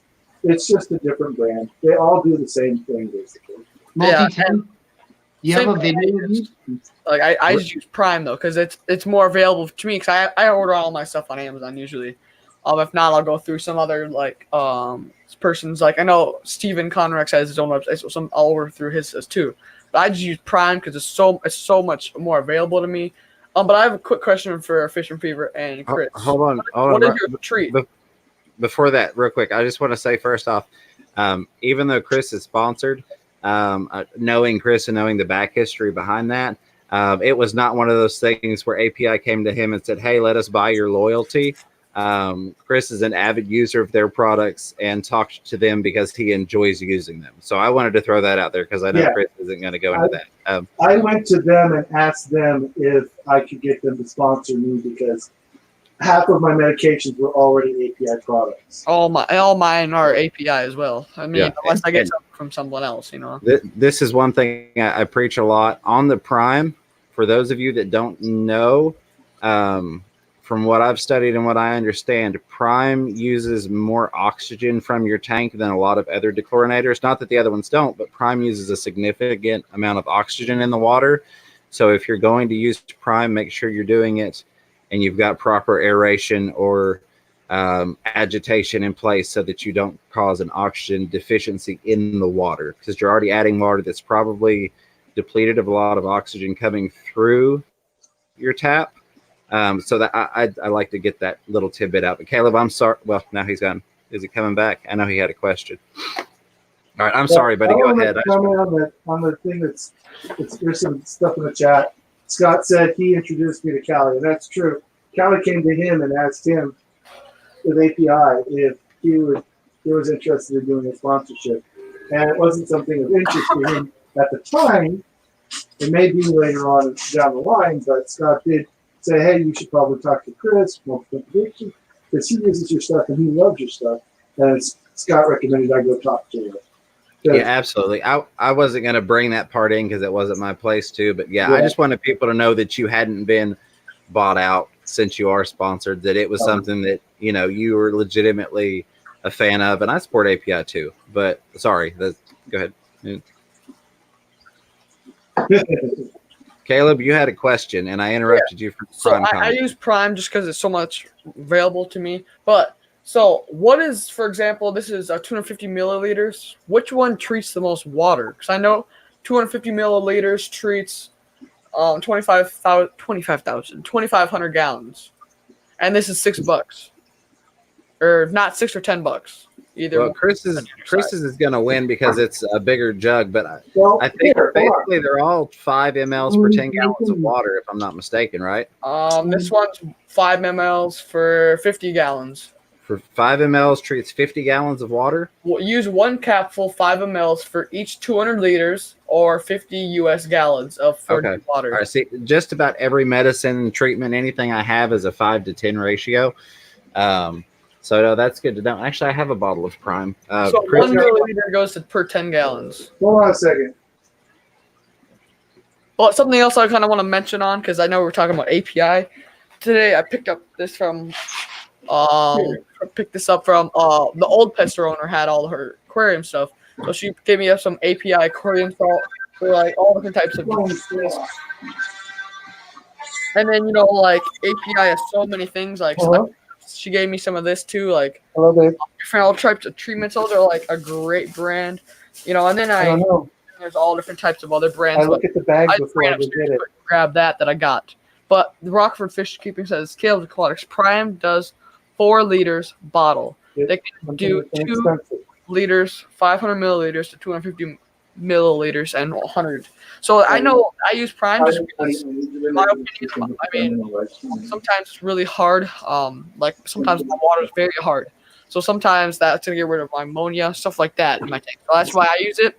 But other than that, I would use whatever I can. I mean, I would use any of these, but that's what I just use the most. Okay, so you were asking how much water the bottle treats. I mean, this is an obvious cheat. If I say this is 15,000 gallons. No, this is 4 ounces of fluid and it does 770 gallons. Gotcha. So is that a 5 mLs per 20 gallons? Is that what that equates to? I don't know. It's right there on the liquid. And my camera's not good enough. Gotcha. It says treats up to 770 gallons. Same thing, like stuff like this You stress have to coat. divide that by whatever the ounces or whatever, like how many mils in the bottle. How many mils in the bottle, Chris? It's you guys are gonna make me get my glasses. Be right back. All right. While he's grabbing his glasses, I do have the Prime, and the one I use, the Prime is definitely treating more. This bottle is 500 mLs, and it's up to 5,000 gallons. This is 473 mLs, and it only treats 960 gallons. You know, it's like it's under a fifth of, you know, that's Pretty much. It's about a quarter, I guess. Even a quarter less. Yeah, it's closer to. I will say that I trust and love that product so much that I will continue to use that versus buying something that treats more. Not that I don't. Prime has never been my go-to. I found that years ago, and I've stuck with it. I may switch to Prime down the road, but that's where I'm at this point. And this, I mean, this just shows you how much API things. Like I have stress, I have the test I love to kit, see that. I love to see pH that. up, pH down. I mean, there's a lot of different stuff like that. All right, so I'm looking at this, and actually, since I've got my glasses on, this bottle actually treats 1,770 gallons. I thought that was in a parentheses. It's 4 fluid ounces, 118 milliliters. It says add 1 milliliter for each 15 gallons of aquarium water to. So it's 50% stronger than Caleb's. Caleb's does 10 gallons per mil. Yours does 15 per mil. So you get 50% more cleanage. But the thing I'll say is this. This goes on what Fish Fever said. He'll continue to use the one he uses, and over the Prime, that's just his, like that's his. But we don't know which one does the cleanest of all of them. They all do the same basic thing, because all you're really mostly concerned about is removing chloramines or chlorine from the water. Removing what? What's the word? Chloramines or chlorine. Okay. To sterilize your water so that you don't catch foodborne illnesses by drinking from the sink. There's chloramines and chlorine in your water. Do any of you guys use distilled water in your fish tanks? Because I've been talking to, the water people. There's reverse osmosis, there's distilled, and they're saying reverse osmosis isn't as clean as distilled water when done right. Well, technically that's true, because distilled it's evaporated, and then the only thing that comes out is water, as long as you do it correctly. Whereas reverse osmosis or RO water is filtered. So there's still the possibility of something.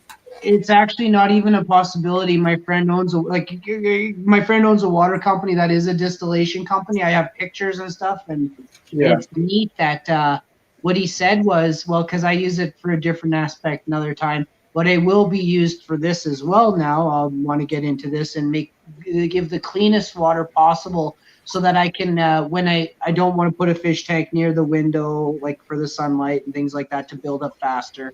I want to do all that I can to clean it less often, staying efficient, while providing the cleanest source to start. Like you guys talked about, you wouldn't buy your feeder fish from Freshco because they may have underlying disease. Well, when you start off with a water that is impure, is going to be some sort of pestilence and then possibly in disease and contaminant, right? Yeah, but you don't want the water to be so sterile that. So could we start off, multi-tank, on that note, could we start off with distilled water, create a garden of plant life first, and create an ecosystem, and then put in fish that only eat the vegetation, and just start slow? A no-till garden takes time. That would be too expensive in the long run, because doing your water changes and everything, you're going to end up having to buy distilled water. Yeah. Right. Well, Getting it what Rockford is touching on in the chat, and what I want to mention is you, like Chris said, you don't necessarily want the purest water. Yes. Things like your plants and shrimp and snails, they need those different minerals and things that are in the water that you're removing. Yeah, so we're gonna get. That's why I say we want to get them. Maybe so. Starting off with distilled water, then let's use RO for the plant garden to start, and then let's incorporate the feeder fish or fish that are vegetative fish. So they'll create that photosynthesis process of eating that, pooping it out. That's our organics that we need. That's the only thing we need for aquaponic gardens to exist. Right. And to feed our gardens is a fish that doesn't eat other fish. That's not veganic. A vegan garden would be a fish that only eats plants, and then we start that cycle in there. And then once we have a veganic, natural path that way, then you want to stay veganic. You don't eat living things. It's the plants, the things that do. Think, like you said, think about how much you have to clean your tanks. Well, if you feed, I guess I'll pose this question to you. Do you guys have a tank that is a veganic tank? Any of you? Right behind me. You're kidding me. That Amazonian tank is strictly plants. This has got one fish in it. I mean, and all it eats is the duckweed floating on the surface. That's cool. It's a You should do a video on that and state it's a veganic tank. I've never heard anyone say that on YouTube before. Well, here he is. Wow. He's a red devil. And a lot of times we'll refer to that, and Father Fish has a great video or a stream I saw regarding balanced tanks. Yes. Tanks that don't require the water changes and things. I listened to one of his videos earlier, so I would recommend that to check out his discussion about balanced. I'm sure Zen will probably post it.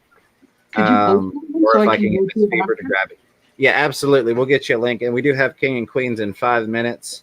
And also, we got up to 46 likes. We almost. No, you guys, let's get some likes in here. Everyone share the video and get 4 likes, you guys. Come on. Yeah, you just gotta. It's the key. What James was saying, Fisher Peter was saying, is the balance. You just gotta have the right balance. I mean, this fish is not compatible with other fish. He was in the Amazon tank with the other, with the 300, with the rest of the other fish in there, but he beat up on the Oscars. So I put him in the 125 by himself, and most of the time he's eating the duckweed off the top. And I do feed him some other. I feed him some pellets too on the occasion, but he's an omnivore. So he's happy with the plant. Yeah, I actually can't have plants in the tank except for what's floating on the surface because he'll destroy them. He'll just eat them all up. So he loves salad. There's a vegan fish right there. You're telling me? Hey, yeah. Multi-tank? That's a vegan fish. Well, he's an omnivore. He's not vegan. There are very few fish that are just vegan. I mean, right. Awesomeness. They Isn't start it off as interesting though? How about this then? How come all fish that are babies are vegans? Well, they start off as vegetarian. Like a Plecostinus starts off as a veggie, but when they get bigger, like the common pleco, they'll eat other fish.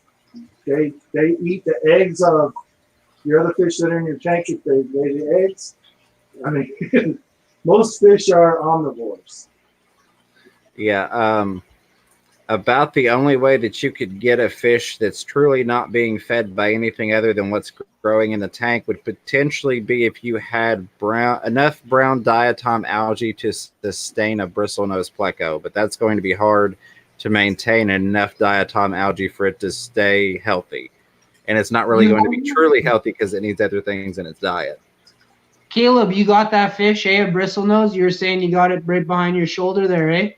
The one that I have, I have common plecos on my 125, but my guppy tank to right here has the 2 albino longfin bristlenose plecos and a brown longfin bristlenose plecos. Do you notice that your plecos, the bristlenose longfin, you got a long name for that one, buddy? Do they eat veggies or are they eating fish? What do you find they eat, Caleb? Algae. Wicked, buddy. Wicked. I'm gonna get some plecos. Well, looks like a pleco guy for you there, Fisher Peter. Yeah, I've got 4 or 5 breeding pairs of bristlenose plecos that produce a couple of 100 babies a month. And I sustain them mostly on a diet of green beans, and then I use brine shrimp and protein-rich foods to help with spawning, so that they have the meat in their diet to produce the eggs for the females. I hate to interrupt, but we got 2 minutes until 2 minutes. Yep. You ever thought of So doing I'm gonna go ahead lentils and drop since you out did of green the beans? panel. You ever thought of soaking lentils? What's that? You ever thought of soaking lentils? I have not. Green beans are so efficient and cheap that Lentils I'm are not. dirt cheap and they're high in protein than any meat in the world or shrimp. That's true. I may look into that and give that a shot. I'm curious what you find from that. Very curious. Thanks for having me on today, and sorry for cutting off Oh, yeah. people. Absolutely. No, I thought it was good to have you on as kind of get some questions answered, as somebody that's looking at getting into the hobby. I'm going to drop you out real quick just so I can say bye to Caleb Aquatics. Caleb, I appreciate you coming on. I think this has been a blast. We've got King and Queen Cichlids coming up next. I really enjoyed it. And I look forward to, like you mentioned, maybe doing it again, me coming on your stream. Yeah, we're welcome anytime. I'm going to pull a Dan. Let Everybody in the chat that I missed your comments, I'm sorry. I did let Miss Fever field a lot of questions and some other people in the chat as well. Yeah, thank you, Miss Fish Fever. Thank you so much. So I appreciate you all for showing up. Thank you for the support and your time. I hope you were either entertained or informed, or maybe a little bit of both. Until next time, keep your fish healthy and catch yourself a little fish room fever. Bye, guys.